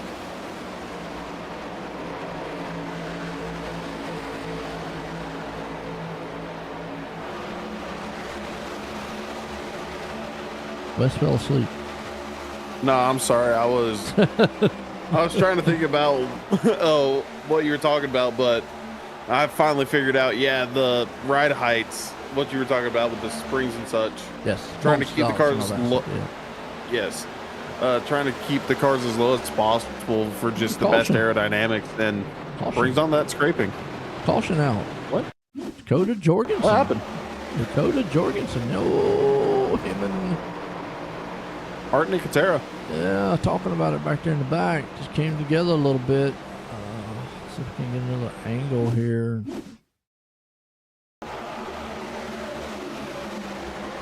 Not sure who came down, who didn't. This angle here, just a little bit better shot. Going to maybe side draft and just went a little bit too much, or thought he was clear behind. Yeah, I mean, you could, and either way you can look at it there. And I know one driver's going to say, well, why would you be on a side draft, or we're only two cars back, together? There's no pack in front of us or whatnot. There's all kinds of arguments you can be made on a move like that, with only two cars involved that are like not anywhere near the pack or so forth. I think I heard it the best. There's always two sides to the story. We let race control sort it out though in the front, but puts us under caution. And Cole Macheski, and we got only 12 machines on the lead lap here. And looks like from 8th on back, we're going to have some pit stops. Alex Carr opting to come on pit road. And surprisingly, Cole Macheski and Vincent, they said they're staying out. I think they're looking to maybe go one more stop. Well, anybody can go one more stop at this point. Are you sure? Looking at their last pit lap, looking at 101.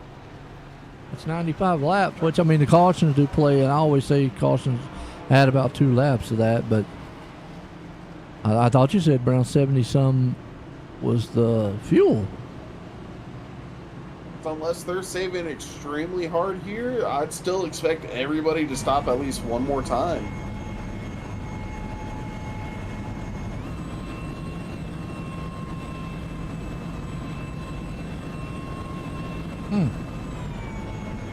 He's not really saving. I mean, he's in 5th gear, which is normal. He's definitely not saving. He's in 3rd. Vincent, I think, is cutting his engine off. Oh, yeah, he's clutching or cutting one, yeah. Yeah, it looks like he's clutching on his, so he's... I mean, there's a couple ways to do it. Like you said, cut the motor off, clutch, or put it in 5th gear and run around the highest gear you can so it puts the RPMs as low as you possibly could. And looks like it's what Cole Macheski's opting to do here. He knows he's probably got a pit, so we're getting set the line back up. He's going to come back up here. He's in 5th. doesn't look like too much, not the extreme fuel saving that we would see. I will say some outstanding tire management by the two front here, though. Yeah, we know when they came on pit road, they didn't take any. The highest car that did take tires there is going to be Hammond's restarting 4th. Yeah. Grusmacher right there along with him, but I feel like any other track, they probably wouldn't be on the lead by now. You know, we went a long enough green flag there. You should have started seeing the newer tires kind of poking towards the front. But I think with this being more of a draft-oriented style track, is able to help Cole Macheski and Vincent, and that's allowing them to get on the same pit strategy as those guys that took tires too.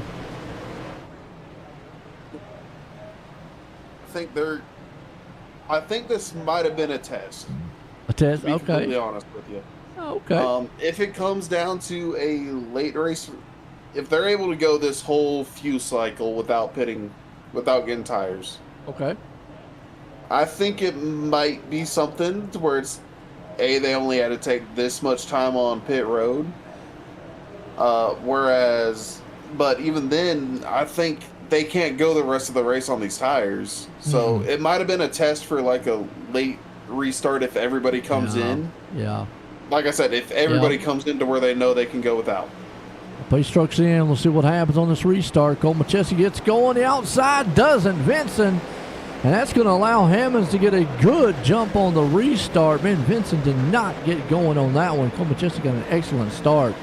That's going to hurt Vincent on that outside. And then you've got Zozak's going to be able to probably scoot on by him. It hurt Sumter, though, and right there a little bit, too. That's just when you have to game plan. But, man, look at Hammonds. Boy, he's putting the pressure on. And Cole Macheski had a block. Don't think that was a block. I think that was just everybody trying to bump and push each other all at the same time, and he kind of stacked it up. But now it's left Zozak right there. He's got Clore behind him, Grootsmacher. It's those four up top, and then everybody else running the bottom. Yeah, here comes Zozak to the bottom. He had the 72 a little bit closer there. Shane Clore, he was hoping maybe if he gets a little bit of bump by him, you can see it hurt him coming out of the turn. They needed to be closed up because the top two are there, nose to tail. And right there, you see Hammonds. He's going to put, his whole front end and stample that thing on the back end of Cole Macheski. Vincent's able to hold on strong, too, to the top three. So it's going to take Clore and the guys down low to be a little bit more closed up if they're going to want to make a run on those two top guys, because look at what they're doing coming out of the turn. That's basically a full bump draft down the back, and here you get to see a little bit Clore's more of it. Clore's backing off at the wrong time. He's getting the bump draft right, but he's getting it at the wrong time. He's getting the bump draft coming out of the turn, down the back stretch. It's whereas you see Cole Macheski and Hammonds, they're able to maintain that 2x2 and it's kind of bump draft through the turn, and that's kind of where it looks like Zozak and Clore needs to be, and that's where they're losing a lot of time coming off. But right there's a bit of wiggly too. Whew.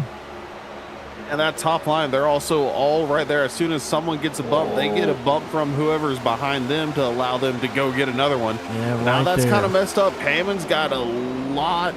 He's a long way back behind Cole Macheski now. A giant gap for him that's going to allow Zozak and Clore to kind of go on through. Yeah, I think here, if I'm looking at it, Cole Macheski feels comfortable with Hammonds behind him like that. The problem is, does he have the tires to maintain him beating that back door up like that? Because it's going to make that back end a little loose on him, and we saw it there for a few seconds. So I think that's the only thing that Cole Macheski has against him right now. If he was on some new tires like what Hammond was, I don't think anybody would be able to hold up with him there on that top side. But I feel like what happened there was a little bit loose when that one bump happened. Here comes Clore, though. Just a little bit. And now Zozak, he's going to be left out to dry. Everybody went high around him. Pro's going to drop back down to the bottom. Yeah, Pro's going to go with him. So it's going to be another 2x2 on the bottom. And you got about three machines up on the top side here. Cole Macheski's got a good run. Shane Clore, to the lead. Man's come up 26 spots. We've said he's done it time and time again. He's doing it again here in this race. Wow, what a run. Yeah, and it's a little bit of a 7 or so car breakaway. Right. Well, there's the rest of the pack now. They were kind of spread out a little bit from the discombobulation that we saw, where that outside line of Hammonds, Vincent, and Sumter got disconnected from Cole Macheski, but now we've got 10 cars through 20 cars all lined up 2 by 2. And Grusmacher right now planted to the back door there. Clore, you see Zozak trying everything he can, just doesn't have help on the inside, so he's probably going to lose some momentum in this turn. He needs Pearl to pick back up there and close that gap a little bit. But meanwhile, though, that might help Ben Zozak out as they got a little out of shape on the top lane. Still door to door coming to the line. It's going to be Clore by about half a car. Yeah, and Dylan, I think he's wanted to push all the way through the track, which through the turns is a little bit trickier. Typically, you want to be square on the rear bumper, but turning, it's not quite easily. It's not quite easy done. No, it's not. Clore still loving that high lane. You see right along with him there, Grusmacher planted to the back door. Zozak down low, the 69 there, Cole Macheski. They storm off in the stretch. Clore's going to lead that lap. Now they'll go down to the bottom. Is he going to be able to stay there? Grusmacher still in line. It's going to leave the outside lane open for the 69 machine there, or Cole Macheski, and he's going to take it. He's got a little help still. Those two cars, man, are working together real well earlier there. Hammonds. Yeah, now there's the bump from Zozak to the back of Grusmacher to the back of Clore, and allowed the 72 to get a little bit of breathing room. It's going to stay to the bottom with people that he's been working with. Yeah, it's a That's team going to duel allow, also. and I mean, Cole Macheski up top. You get it out. Just got, he's got good support behind him. We got a team thing, man, with a Team Connie versus Team Watson. One up top, one down just low. a little bit. Man, look at this. Just Whoa, the bump. to it, Dylan. I got to give him a credit for here, man, Wes. The bump drafting, normally you would. Talladega Daytona, you'd probably done had a big pile up by now. But here they have been able, the car, like you said, has been able to handle a lot more. My hat's off to these guys, and it's just been some outstanding racing so far. It has been, and I'm not exactly sure what makes it where they're able to handle that type of giant Got to be bump. the banking. It's got to be. Here I mean, a lot better? this banking's not as steep, I think, as it's nowhere near as steep as Daytona or Talladega, and I think that might have a little bit to do with it. Plus, you say it's a concrete track, ain't it? No, it's asphalt Oh, here. it is asphalt now? I said Old Atlanta kind of raced like, or looked and raced like it was concrete.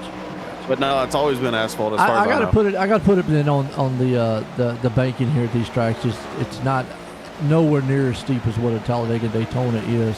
So going into that transition from the front stretch, back stretch, onto that steep of a banking. Yeah, this one here almost even going in, so they're able to make that bump going into the turn, and the car doesn't want to snap sideways all of a sudden.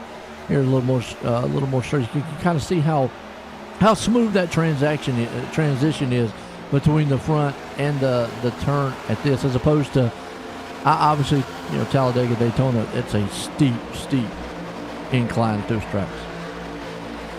It's my only assumption on what I see that would be the difference. Other than the drivers are just that much better. I think they would rather hear option 2. Yeah, I'm sorry, and I just had to look at it. So Daytona, at least, I didn't look at Talladega's. Mm-hmm. It's only a 3% difference. Daytona's at 31 degrees. Here at Atlanta, it's at 28. But even then, like you said, I think that 3-degree difference what are the front plays stretches? an impact about how they're able to do. Tell me what the front stretch is. You see Medina, they're going by lap car. What are the front stretches between the two? Because that can make a big difference, because it does look like you're a little banked here on the front and back stretch. You're a little bit flat right there, but you can just kind of see how this thing starts way before the turn going in. So it's a transition going in, as opposed to me, like Talladega Daytona, you just automatically go into those turns and boom. Maybe not like a Dover where it actually you have that hump and it goes into it, but Here it just seems like it's more of a smoother transition than what the bigger tracks are. So Daytona, you got 3 degrees down the backstretch, and in the tri-oval, it's actually 18 degrees. Okay. Then here at Atlanta, it's 5 degrees both back and front. So there. Okay, so then it is a better transition going into the turns here. So there's where your huge difference is, and that's. I know that don't sound like a lot math-wise. A lot of everybody's like, what are you talking about, Joe? Man, it's only like, what, 2 or 3 degrees. When you're doing 180 mile an hour, and these cars, how they used to talk about it in the old ways is if you could get out there, you could literally take your hand and push one of these cars sideways with your hand at their speed. That's how light they are. That's how light these cars get. I don't know about these cars, but they're still going to be pretty light. Let me put it this way. You could push, if you physically could get out there and push, you could push one of these cars sideways yourself. Okay, with a little effort. That's how light these cars are on the track. So we're talking about that 2 to 3 difference there, bringing it up. Yeah, that's what's producing this kind of racing, as opposed to they wouldn't be able to do this kind of racing very long at a track like Daytona and Talladega. So, yeah, I mean, so that's some good numbers, good insight, and pretty much kind of answers our question on why we're seeing these guys that can be a little more aggressive on this track. Saying it doesn't seem like a big difference on the math-wise. I'm going to say that's where you're wrong. As a math nerd, I know that's a big difference. But if you're just looking at the numbers, you're like, oh, it's only like... Right, yeah. It's only like a two number difference. No, it's much bigger than you might think it is. Oh, absolutely, yeah. And especially at the speeds, and then you got to factor in, the aerodynamics and the wind force and physics. Whole and bunch of numbers. Yeah. I mean, stuff that I don't even want to get into don't even really know. But I look, I understand what it does. To explain what it does, forget about it. I know it can do this, and this, and that's about as far as I take it. But yeah, with just hearing those numbers you rattled there, that is exactly why this track is racing the way it is racing. Bump draft wise is, hey, it's exciting for us to watch up here. And these guys are able to maintain it. It's exciting for them on the track, and it helps you out too. You can see it right there, Prohl out front, Floor right behind him, and you can see many times if they get the bump draft just right, and I think the bump draft in the middle off has helped more than the bump draft going into the turn, because it seems like when you've had to pull away from that guy in the middle of the turn, you lose so much momentum coming off. It's from what I've seen. What have you seen on it too? That's kind of what I've seen so far. I mean, I've seen that kind of too. You want to be right close to the car in front of you, about starting halfway through the turn. See what? If you get to them right on the entry right there, you see it kind of breaks up. Yeah. And it's harder to get the momentum shift back. I think Hammonds and Kolmacheski had it going really well. I think we haven't seen them do it again because we saw that little bobble. And maybe Kolmacheski and I'm quite sure if their teammates are not between him and Kolmacheski, but they could probably communicate and go, hey, I don't have as fresh tires as you do. I'm getting a little more looser the more you're knocking my back end off. Maybe we need to check up just a little bit there. And they saw that, so that's why they haven't went back to it. But I bet if they get hooked up with new tires, we're going to see those two because they know it works. I think we're going to see those two men use that again later on. Right here where Dylan is kind of what we said you want to be. You want to be close on about mid-corner and hope to give a shove going off exit. Now, Clory's going to give Prohl a good, decent push into the turn, but then look how much of a separation they get just because of how much they kind of got to let off to the turn. Yeah, how much momentum he loses on there now. I mean, if Kolmacheski would have had a good run or somebody behind him bump him at that turn. And then right here, yeah, Hammonds is not, I think they're, he's too loose. Those tires are right there showed me that now the old tires are showing up. Okay, now it's I don't have the tires to have you on my back bumper like we were. Right there, folks, that's a perfect example of I might have a great setup, but the tires just will not hold the setup I've got. Not with him on my back bumper taking the air away. That car all came out from under him. He's got a fast hot rod. And I think on the newer set of tires, it's going to be bad. Oh, maybe a little contact right there with Grootsmacher. Side draft there. Up the track a little bit. Just be a little patient and look at Hammonds. I mean, my hat's off to Hammonds. I mean, Hammond probably could any time maybe say, look, I need to go around you. They can't make that switch because you see the 33s back on his back bumper. He'll lose too much spot. It's better for him just to sit here and try to maintain that outside like they are until, I think it's basically wait until the pit stops come around. I think the same as you. It's a wait till the pit stops come around maybe and get everybody onto a similar set of tires, because I don't think you can push that 69 right now. We've seen him wiggling off of exits. It's where if you just hit him, it's going to unsettle the car even more and possibly spin him around. Yeah, that's the last thing you want to do. I mean, you unlike the guys up front who were on a little newer set of tires, but you got Prohl, Clore, Grootsmacher, Zozak, and right now been an outstanding race. We're looking for these green flag stops unless the caution pops up here. I think we should start seeing them within the next 10, maybe 15 laps or so. Some green flag stops here, but has been an outstanding one here tonight. Echo Park Speedway here, Atlanta Motor Speedway that is, for the Spartan Sim Racing League Master Series. Well, I had a couple cautions here tonight. Folks, we'll step away, take a quick commercial break, man. We'll be right back.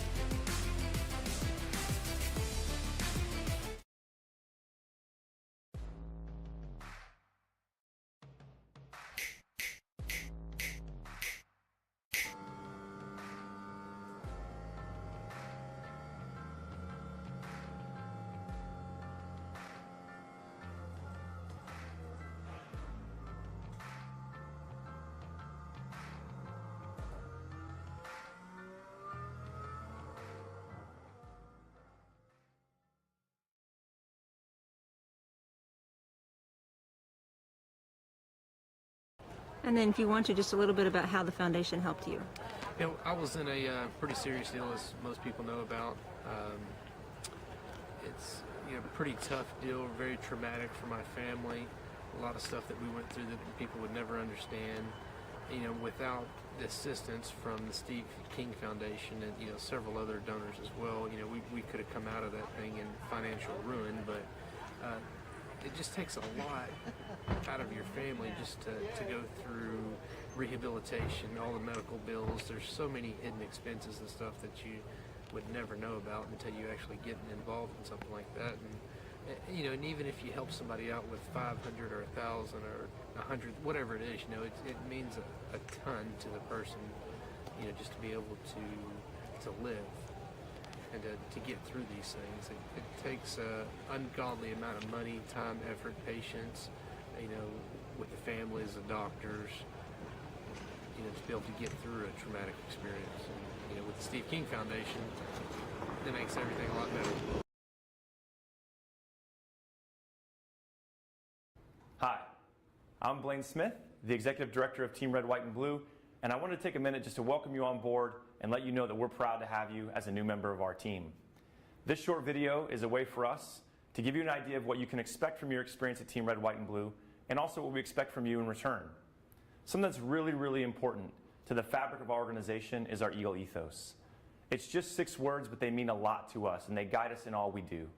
Those 6 words: passion, positivity, people, commitment, camaraderie, and community are more than just organizational values. They're what we're all about and what we strive to work for in all of our programs and in every single one of our interactions.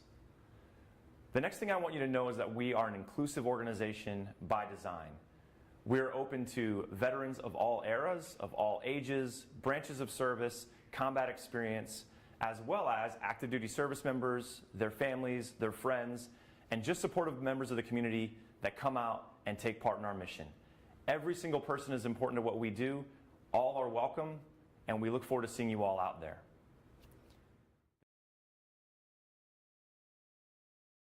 And then if you want to, just a little bit about how the foundation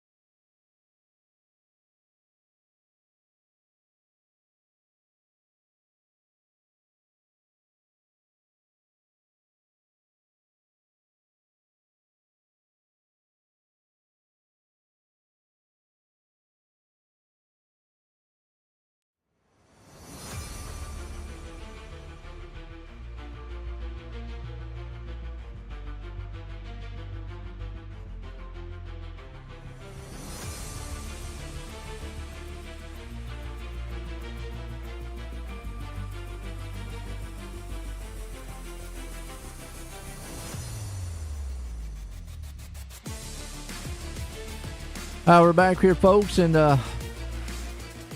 it's still been a single file here. Let's see if anybody's actually taking in some of their pit stops. Doesn't look like it yet. They are single file, so I would think that pit stops should be closing in here because we're getting close to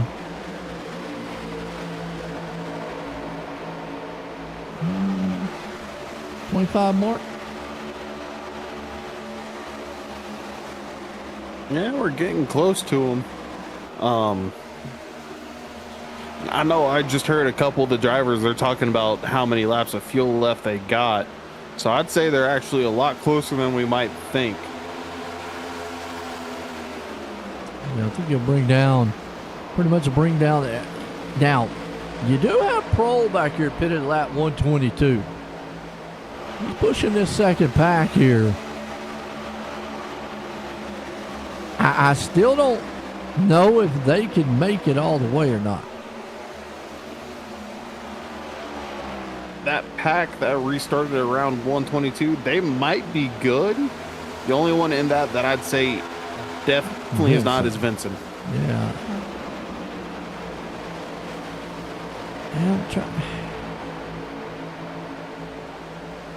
That might be the reason why they lost draft too. Could be saving a little bit. I mean, time will tell. I mean, that puts him at 76 laps. Well, not quite even 76 laps. Actually, puts him under 70. Yep. Puts him right there at the window. This would be smart for him just to get in here and then just fall back and draft, which is what he's going to do. And there goes Vincent. We knew he had to go, and I think some of the leaders went as well. The only leader, Hammonds went in, Kolmacheski went in. So 3 machines have went in so far. 4 machines, Sumter's in with them.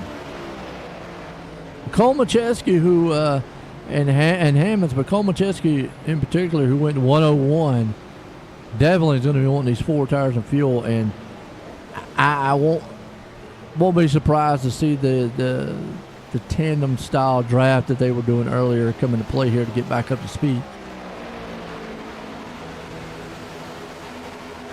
Let's see a few more. Clore, Grusmacher, Dozak on pit road. We're starting to see them trickle in a little bit, but I'm with you. Hyatt, this pack here is what we need to probably really one that we'll keep an eye on, because top 6 in this pack, there are some lap machines involved in here too, so that's actually going to help them out even more. Pitted on lap 22, and a couple of them in there pitted at lap 23. There's a possibility to go all the way. Now, obviously, a caution could upset this whole mixture here, but you've got a substantial lead. When I say substantial lead, they've got those other guys a lap down. So, Grusmacher, Kolmacheski, Hammonds, and all those guys, which Hammonds did not have a pit stop. He won 16 seconds and 15 for Kolmacheski. Wow. Especially Hammonds, he was really slow. But they're all lap down. If we don't get a caution,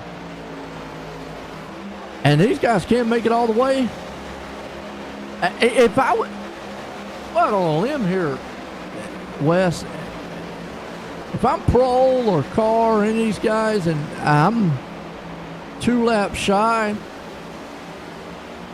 there's no way I'm coming in. I'm trying to save 2 laps. Because you've got everybody else a lap down. They got to do it the hard way unless a caution flies. Now, caution, forget about everything we're saying, folks. But at this point, if it goes green, these top 6 are in the catbird seat. Because Blair Holloman, who was the first one to lap down, who is in this pack, by the way, but he pitted at lap 21. So he, even himself, now he's probably begging for a caution. But everybody else, well, I guess everybody else probably is too. But He's probably really begging for it. But even in a caution, here's the thing. It doesn't help Cole Macheski, Grusmacher, and all those guys unless they get around these guys. And then they're 38 seconds back. Now they're coming, but they are 38 seconds back. We'll see what their lap time is. They ran a 29.77 to 31, so they are running definitely over a second, about 2 seconds quicker. So 2 seconds quicker, 37. Ooh, they might run out of time.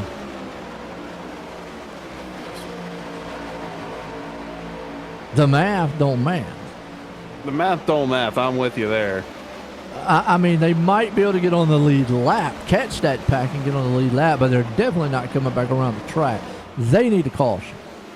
The problem is if they don't get around that pack and don't get around the leader before the caution is, Blair Heilman's going to get the lucky dog.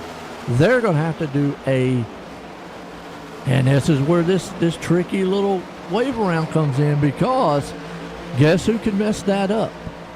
And they still would be a lap down, or on the tail end of the lead lap, if none of those top 6 come in pit road and stay out, which could be an option.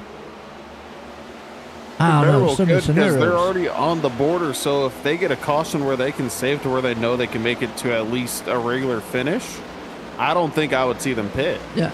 Now, the only time I would say that maybe a green-white checkered finish might be the difference, because that extends the laps of what the regular is. But if they get a caution now, like you just said, like in the normal time frame of it, I'm with you. Why come in? I mean, if I'm remotely close. But that pack of the lap down cars being led by Clore, they've caught the main pack of everybody who hasn't pitted yet. It looks like Boyles, Vincent, Hammonds, and all of them are going to go with Clore and everybody else to try and all get their laps back in case a caution does fly out. Yeah. So they're going to get back on the lead lap the hard way here, because obviously they definitely got the speed. The thing about it is, though, they're not coming back around the whole full track. I don't see it, not in 18 laps.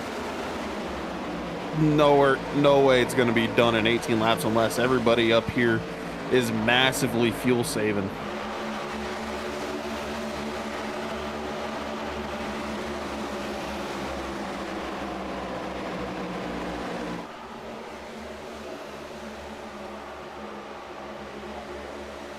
Because just looking at the last time around, you're looking at nearly a second, 3/4 of a second faster than the leaders. Oh, we got a wreck. Medina.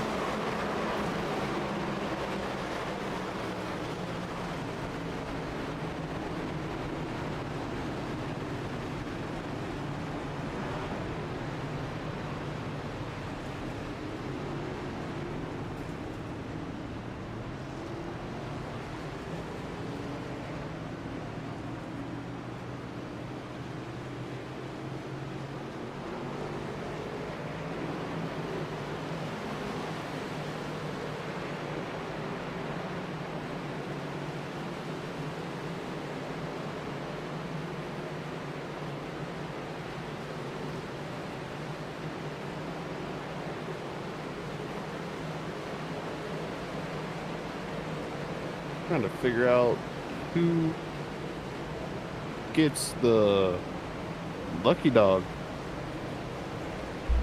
Wow. Well, oh man, and the two involved, and right here, boy, that is not, well, this is not the scenario we thought it would be.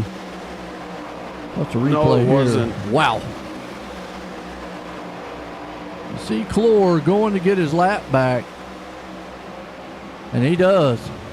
Him and Grusmacher. And then Zozak, Medina really slow as a lap car, just sitting in front of him. Not quite able to tell where he goes, and then slides up. Yeah, let's watch it. Watch it one more time here. I mean, that's a heartbreaker. Not quite sure.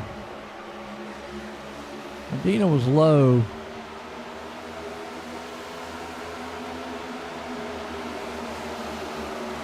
I mean, Clore looked like he was going to go low, and so I think that's what Medina anticipated him to stay low. Then Clore went high, maybe get a draft off of him, and then it just, I don't know.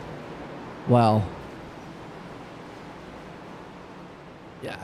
Yeah, it looked like Medina saw him go low.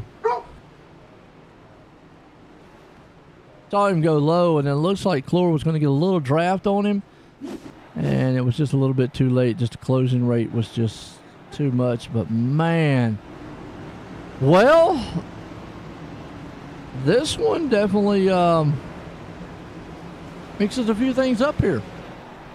It does. We're gonna go green within 10 laps to go, if not right at 10 laps to go, I would think.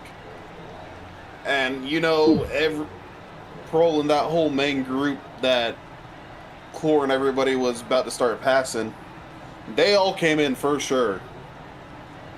Yeah, okay. Well, Clore just went out there, and pretty much just what I saw on the thing, and just unfortunate for Clore out there. Medina said he was going to go high as soon as he got to his bumper, and that's just closing rate speed, and it kind of what it looked like. It looked like Clore was going to go low, and they probably communicated, and Medina said, I'm going to go high, get out your way, and maybe in that closing rate speed with the draft, just got a little draft on him, and it just closed the gap, and just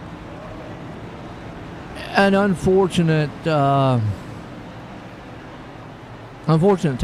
That's all. I mean, really was. I mean, just hate to see that, especially with Clore. We were talking about if a caution flew. Obviously, you don't want to be the caution, but if a caution flew, that would put Shane Clore and him in where they needed to be. But it did put this man here. Now, the only problem, which we saw earlier, really wasn't a problem, is he is still on lap 169 tires, as opposed to Prohl and him. Actually, Prohl's not high, it is on 181. Gerlach, Boyles, and company. So,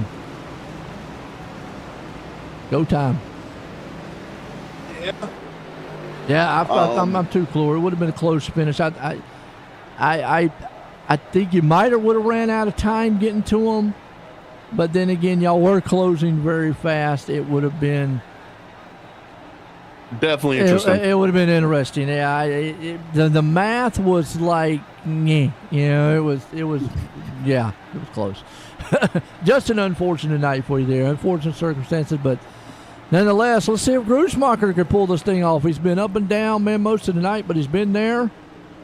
I've got a couple new guys up front here, too, with Zozak and Prohl.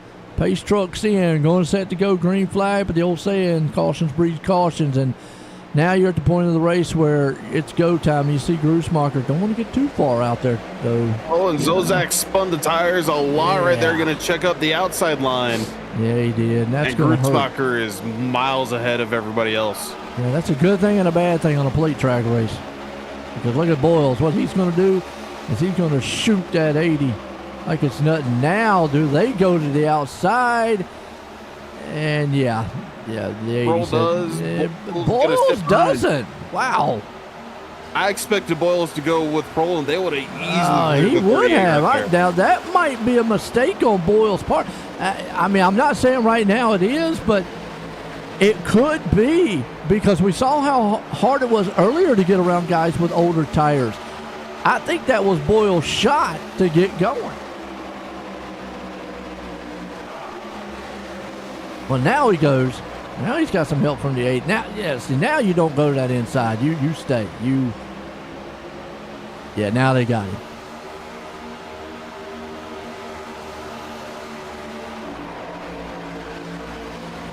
Pass with a lead. Boyles to the front. Man, Gruschmacher right there along with it with Prohl. High at 2, side by side.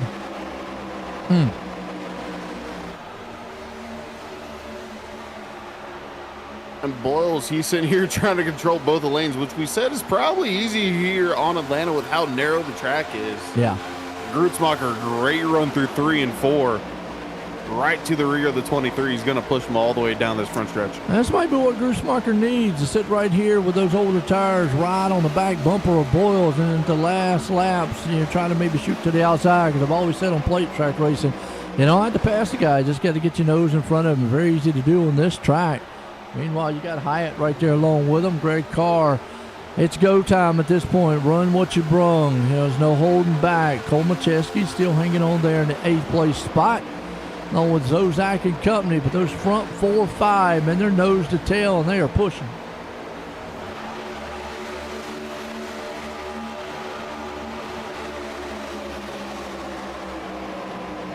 And Proles line, they're falling back here. A lot of people out of line, not able to push quite the way they'd want to. Yeah, Zozak on that top side there. Yeah, it's allowing this front 6 now. 7 maybe, single file out.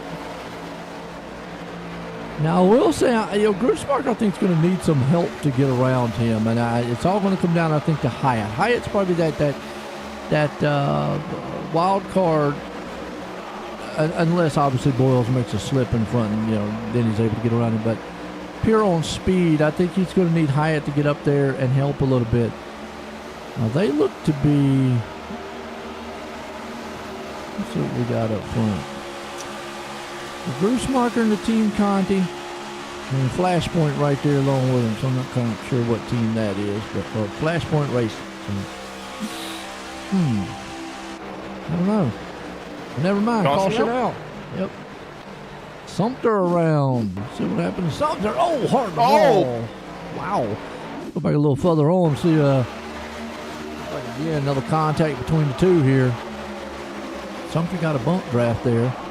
And another bump draft. Check up, check up, check up. He went 3 wide.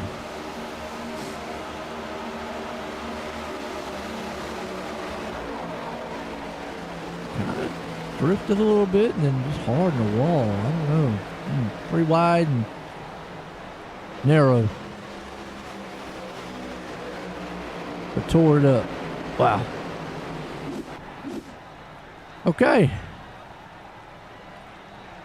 Now this might be a position where Grussmacher doesn't want to be in, on that outside. Yeah, we've seen older tires on the restart. They kind of just spin a little bit. And also, being the non-control car on the front line, you got to guess when that first place is going to go, and you're not always able to do it correctly and just get left in the dust. And we might get to a green-white checker. It's all going to depend with 5 to go. But, I mean, you're right on that first statement you mentioned. On the old tires, we've seen a lot of them spin the tires. I think in a nutshell, Grussmacher wanted this thing to go to green the rest of the way, because now he has that fear. Been on the tires, been on heat. They're going to go through a cool cycle now. And we've seen a little bit older sets tend to spin tires, which could happen. So you always have that fear. We'll have to see what happens.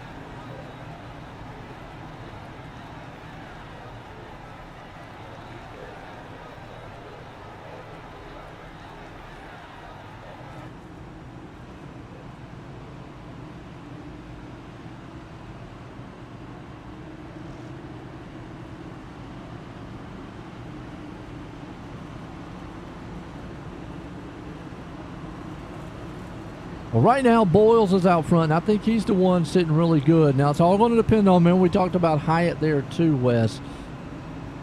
What does Hyatt do? Does he help Boyles? I mean, again, let's look on the flip side here. Grussmacher's going to be outside. He's going to have Carr. Carr could help him very well in the start. If Grussmacher does get a better start and is able to get around Boyles, then there's a whole new different ball game at that point. You go from the worst scenario to the best scenario here. Ooh, I don't know. I don't think either one of these guys wanted to see caution. I think anybody did, no. And I'm right there with you. Hyatt, no, it's funny. He said 1-2. Boyles and Grussmacher, they don't have any teammates or someone that I know that they work well with right near each other. third, fourth, and fifth, that's all Team Birdie Racing, Hyatt, Greg Carr, and Alex Carr. So they might try to form up, get with each other, and see if they can get a pass for the lead for those three. It's going to be interesting. Yeah, and I'm with you that too. We seen it earlier. Teammates work together real well. Draft style racing tends to be more of team oriented. Not quite sure if it's going to be an official green, white, checkered. Pretty much close to it. I mean, by the time they go green, they're going to come around and get the white. Might get one more lap before they do it. But either way, if another caution flies before we get to the white flag, it will be a green, white, checkered here tonight. So Boyles is out front. Grussmacher's on that outside. What do? Hyatt and Carr, both cars, Alex and Greg right there with Prohl. Cole Macheski's lurking there in the seventh place spot. Here we go. Maybe for the final time here tonight, Echo Park Speedway here for the Spartan Sim Racing League Master Series. And I'm going to say this race has been an outstanding one. Sure, we've had some cautions, but still, we've had some outstanding green flag runs, some wild, drafting, bumping throughout the field. But pace truck's in. Boyle's up front. Can he hang on to it here, or does Grussmacher got enough left to get around him? Oh, and boy, look at that takeoff, man, that Boyles gets. I think that was had a teamwork great there. launch. Grussmacher didn't spin his tires too much. No, he didn't. So he didn't check up the whole outside line, and he's right there already to the rear of the 23. And the guys behind him are going to have to get single file. They're going to have to get nose to tail. If not, the two frontsmen are just going to stay where they're at, and time's going to run out. You see the 80 there, been a Prohl gets a bump on the 36. Now the two of Hyatt gets around. Now's when they can get Here washed comes up. Here's Alex. the twin. Alex said, hey, I'm coming. Don't worry about it. And that bottom lane is formed up. All three. Now they're going to try to see if they can't, jump on the back end here, Grussmacher, and help out Boyles up front. White flag one more time. This is official here. They'll come down to the back stretch for the final time. Does Boyles have enough to hold off Grussmacher here? He looks to the outside. They need to drop down. He's going to need help. Can Grussmacher pull this thing off? Out of the final turn. Got a good run through the middle. It's going to be on corner exit here. No, he just didn't get to run it. Just got it. Oh, what a finish. What a finish. Man, I'll tell you, Wes, that right there, it's about all Grussmacher could have done was what he did right there to hopefully get a win. And he almost pulled it off, but that little bit of bump draft, I think, there at the end, coming to the line, helped out Boyles. Wow, what a finish. That was absolutely insane, and really, Grussmacher had a great 3 and 4. He even had a momentum coming off of 4, which we didn't see a lot. Typically, we saw on quarter X's, the inside line had the better run, but Grussmacher had a great one. It's just that small kink of the turn left through this tri-oval or quad oval, whatever you want to call it, that Boyles on the inside, just shorter path to the finish, kind of put him that small nose ahead, won it by 1/100th of a second.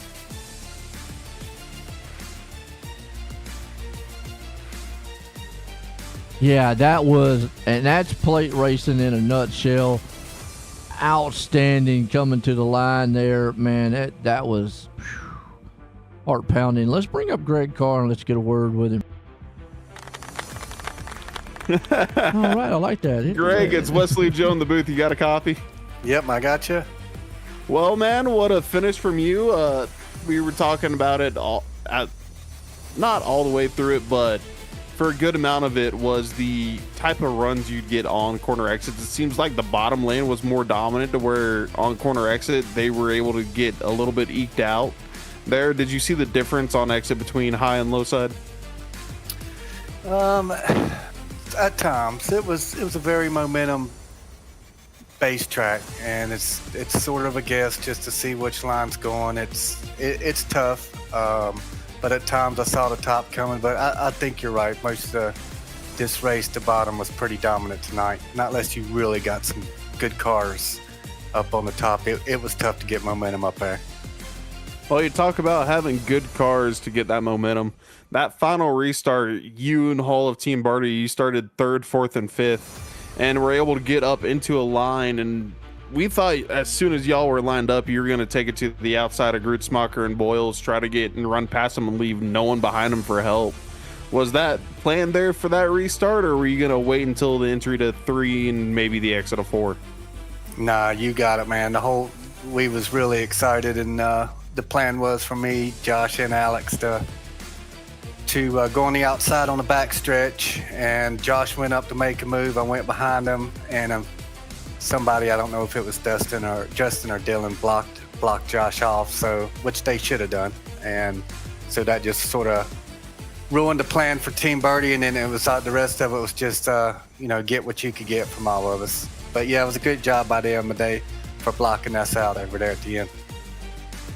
Even with that block, it was still a great run. We'd always talk about people coming up through the pack. We know you tend to play it more old school, wait and let everybody use their stuff up and then come to the front. How much did tire wear play in tonight? It did. It surely does here. I was fighting to get damages fixed all night long, so I got in a couple of those incidents and was just really on a struggle bus to stay with it. And luckily I got a couple cautions there at the end and was able to clean up the damages. But yes, you're right. Tire wear definitely is in play here. Well, that's all for me. Joe, you got something from? I mean, I just got to say, an outstanding run there at the end. When the caution flew, was you a little bit worried there, though, or did you even want to see that caution come at the end? You know what? I think it was 2 cautions ago. There was only like 4 people that could make it on fuel, and that was Alex was really good. Josh and myself was iffy, and there was like one other driver. That's why we topped off at the end, so we did not want to see that caution. But then at the one at the very end with the green-white checker, that's where we thought we was really set up to take the win for Team Birdie. But like I said, unfortunately, it didn't happen. Well, good finish tonight, man. Congratulations on that 3rd place. Yep, thank you. I just want to give a shout out to the Team Birdie Racing guys. John couldn't make it tonight, but Alex and Josh had his best finish of the year, so happy for him, and we'll keep digging. There you go. It's what you can do, man. It's Greg Carr, bring her home in 3rd, but the man here, I got to say, almost pulled it off, man. Grootsmacher, bring him up. Let's get a word with him. Hey, Dylan, it's Wesley and Joe up in the booth. You got a copy? Yes, I do. Well, man, so close, 100th of a second between you and Boyles. You seemed like you had the run off of 4, but then just him being on the inside, that dog leg kink to the left, just gave him that little bit of oomph. I don't think there was anything more you could have done. You just had a great run off of 4, and he just got lucky with that shorter route. If I would have had new tires, I kind of got screwed by vehicles not catching the pace car like they're supposed to. I wasn't able to get new tires for the rest of the field, so I was the only one on old tires there. Well, man, even beyond just that, it's always fun. I personally, I watch your streams. I watch your onboard and ride along with you. And that incident where you were able to kind of cut through the giant wall of smoke in front of you, I don't think I ever heard your answer. Did you have a 4-leaf clover on your dashboard there? No, but I thought about adding one. I think it's gonna go on the window sill, right in the quarter window there. Well, man, it's a great finish, just barely one off the win. But we talked to Alex there about the momentum all the way through the track. It seemed like for the most part, bottom lane was dominant. There was a couple times where the top lane, if you had good several cars right there with you, you could run the top side. What did you see throughout the race? I would agree with that. Me and Shane were staying hooked up pretty good, and when we had Zodiac behind us, we were hauling pretty good on the top line there. It just kind of sucks. Lap traffic decided the last second call they're going to go high when we're already there, and took Shane out, so I lost my partner. Well, I know you and Shane always work good together, and it's bad to see him go like that. But Joe, you got anything for him? Yeah, you mentioned the tires there. We saw earlier in the race two of the guys do the same strategy with older tires, and it was able to hold on for quite a bit of long time. Do you feel like that those tires there? I know come to the end, how detrimental do you think they were to you as opposed to some of maybe the other guys when you were in the draft? I wore them out a little bit, so that's why a new fresh set would have been better. I would have been able to hold my line a little better and probably would have been able to stay in the front instead of dropping one car back. Well, I know he mentioned it earlier, and I brought it up. I said, I hope you got that 4-leaf cruiser, but how nervous was you when you saw that wreck in front of you? I didn't even flinch. Oh, okay. Man of steel. That was my 5th one of the week. I hear you. Well, man, I tell you what an outstanding run. What a drive to get up there, at least get the second, man. Like you said, you got anybody you want to thank? I just got to thank Shane for being a good friend there. And, yeah, we're not in the same race team. I'm a free agent, but, yeah, it's definitely good to have someone out there. And it sucks for Steven. He would have been there. He just got in, but he accidentally loaded his quali set instead of his race set, so that's why he dropped out as early as he did. Well, there you go. Dylan Grussmacher bringing her home in second, but this guy is able to push it and get it going. Justin, Joy in the booth, you got a copy?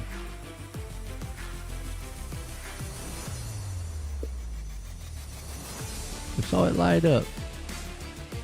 Oh, Henry? Yep, got you, boys. Well, man, I tell you what, coming there to the end of this one, you definitely had the tire advantage on the guys there behind you. You've had little teammates there with you. How was you feeling on that last caution, or did you want to see that last caution come out? Well, I don't think it really mattered. I think being the leader, you were sitting duck either way.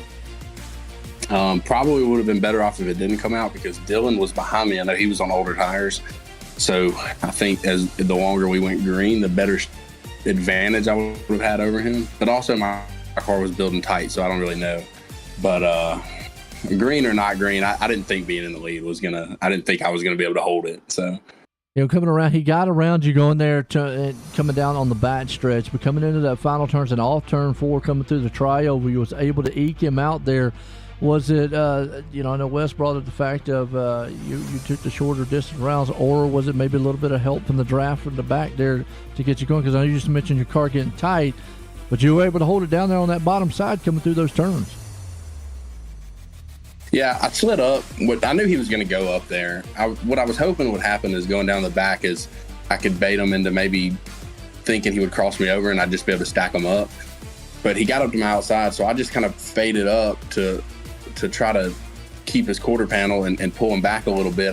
It's hard to tell how much help the guy beside you has. So I thought the 2 was on his bumper. Looking at it now, I mean, it was a car length. So I didn't know that. But I was able to keep his quarter panel and keep him from getting clear. And then it was just a matter of getting back down in front of the 36. And Greg gave me a good push coming to the line. He probably had an opportunity to dive underneath me. He chose to give me a push.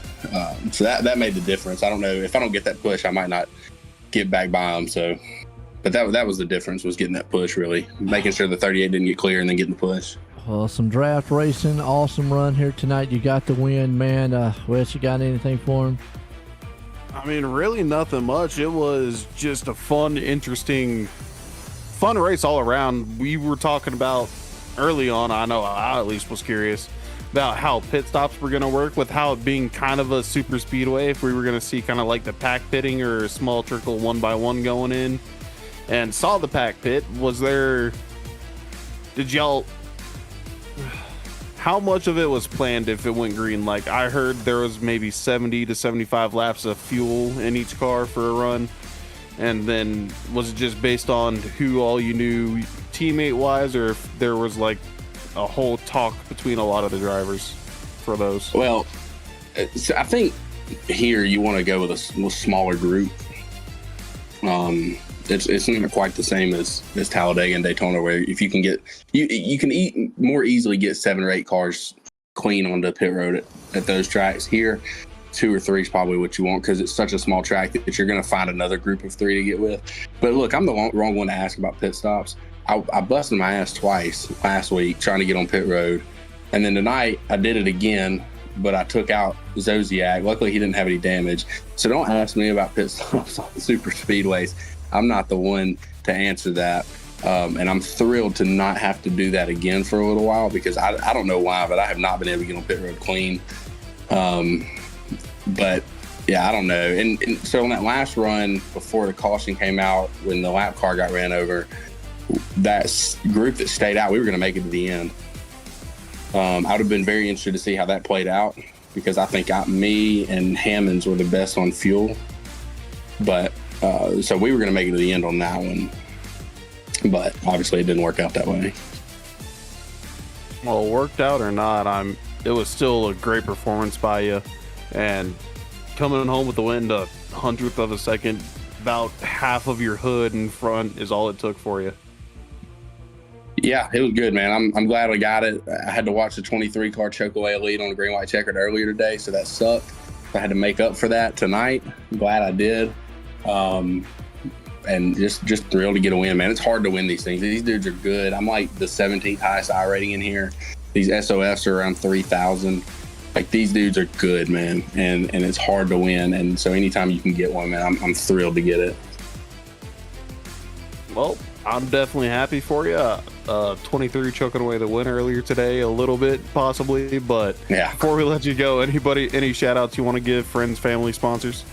Yeah, I want to shout out my team, man. Flashpoint, they had a rough night. It's been a tough season. I thought we would be able to compete for the team championship, but we just haven't been able to put it together and get the finishes I think that our cars warrant.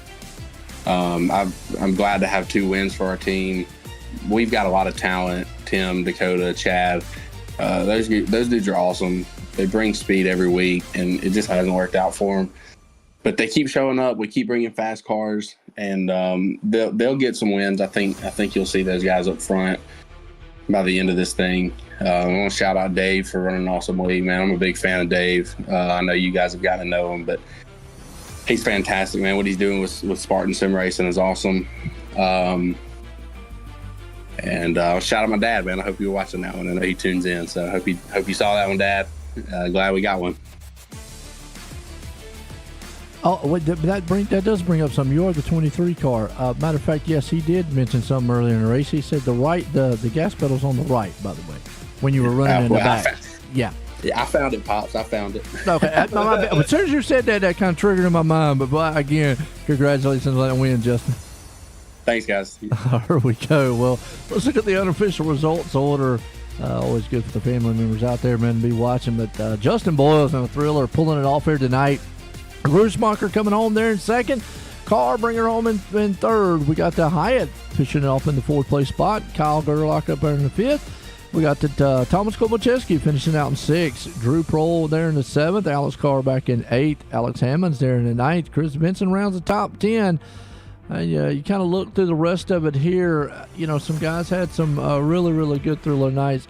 Shane Kluwer was able to battle back and get back to the 17th place spot. So not too bad of a night, even though we getting caught up in that wreck later on. But guys like Genningsman back there in 24th, I know they would have loved to have had a lot better night tonight. But man, what a finish, man. A little bit of everything in the race here, Wes. We had some pit stop strategies, green flag runs, some awesome side-by-side battles, and a wild one there at the end. Yeah, it's honestly Atlanta being that kind of hybrid between the super speedway and the intermediate tracks. I've grown to love it. I hated the repave, the reconfiguration of it, but as I said, especially this is still the brand new repave reconfiguration of it.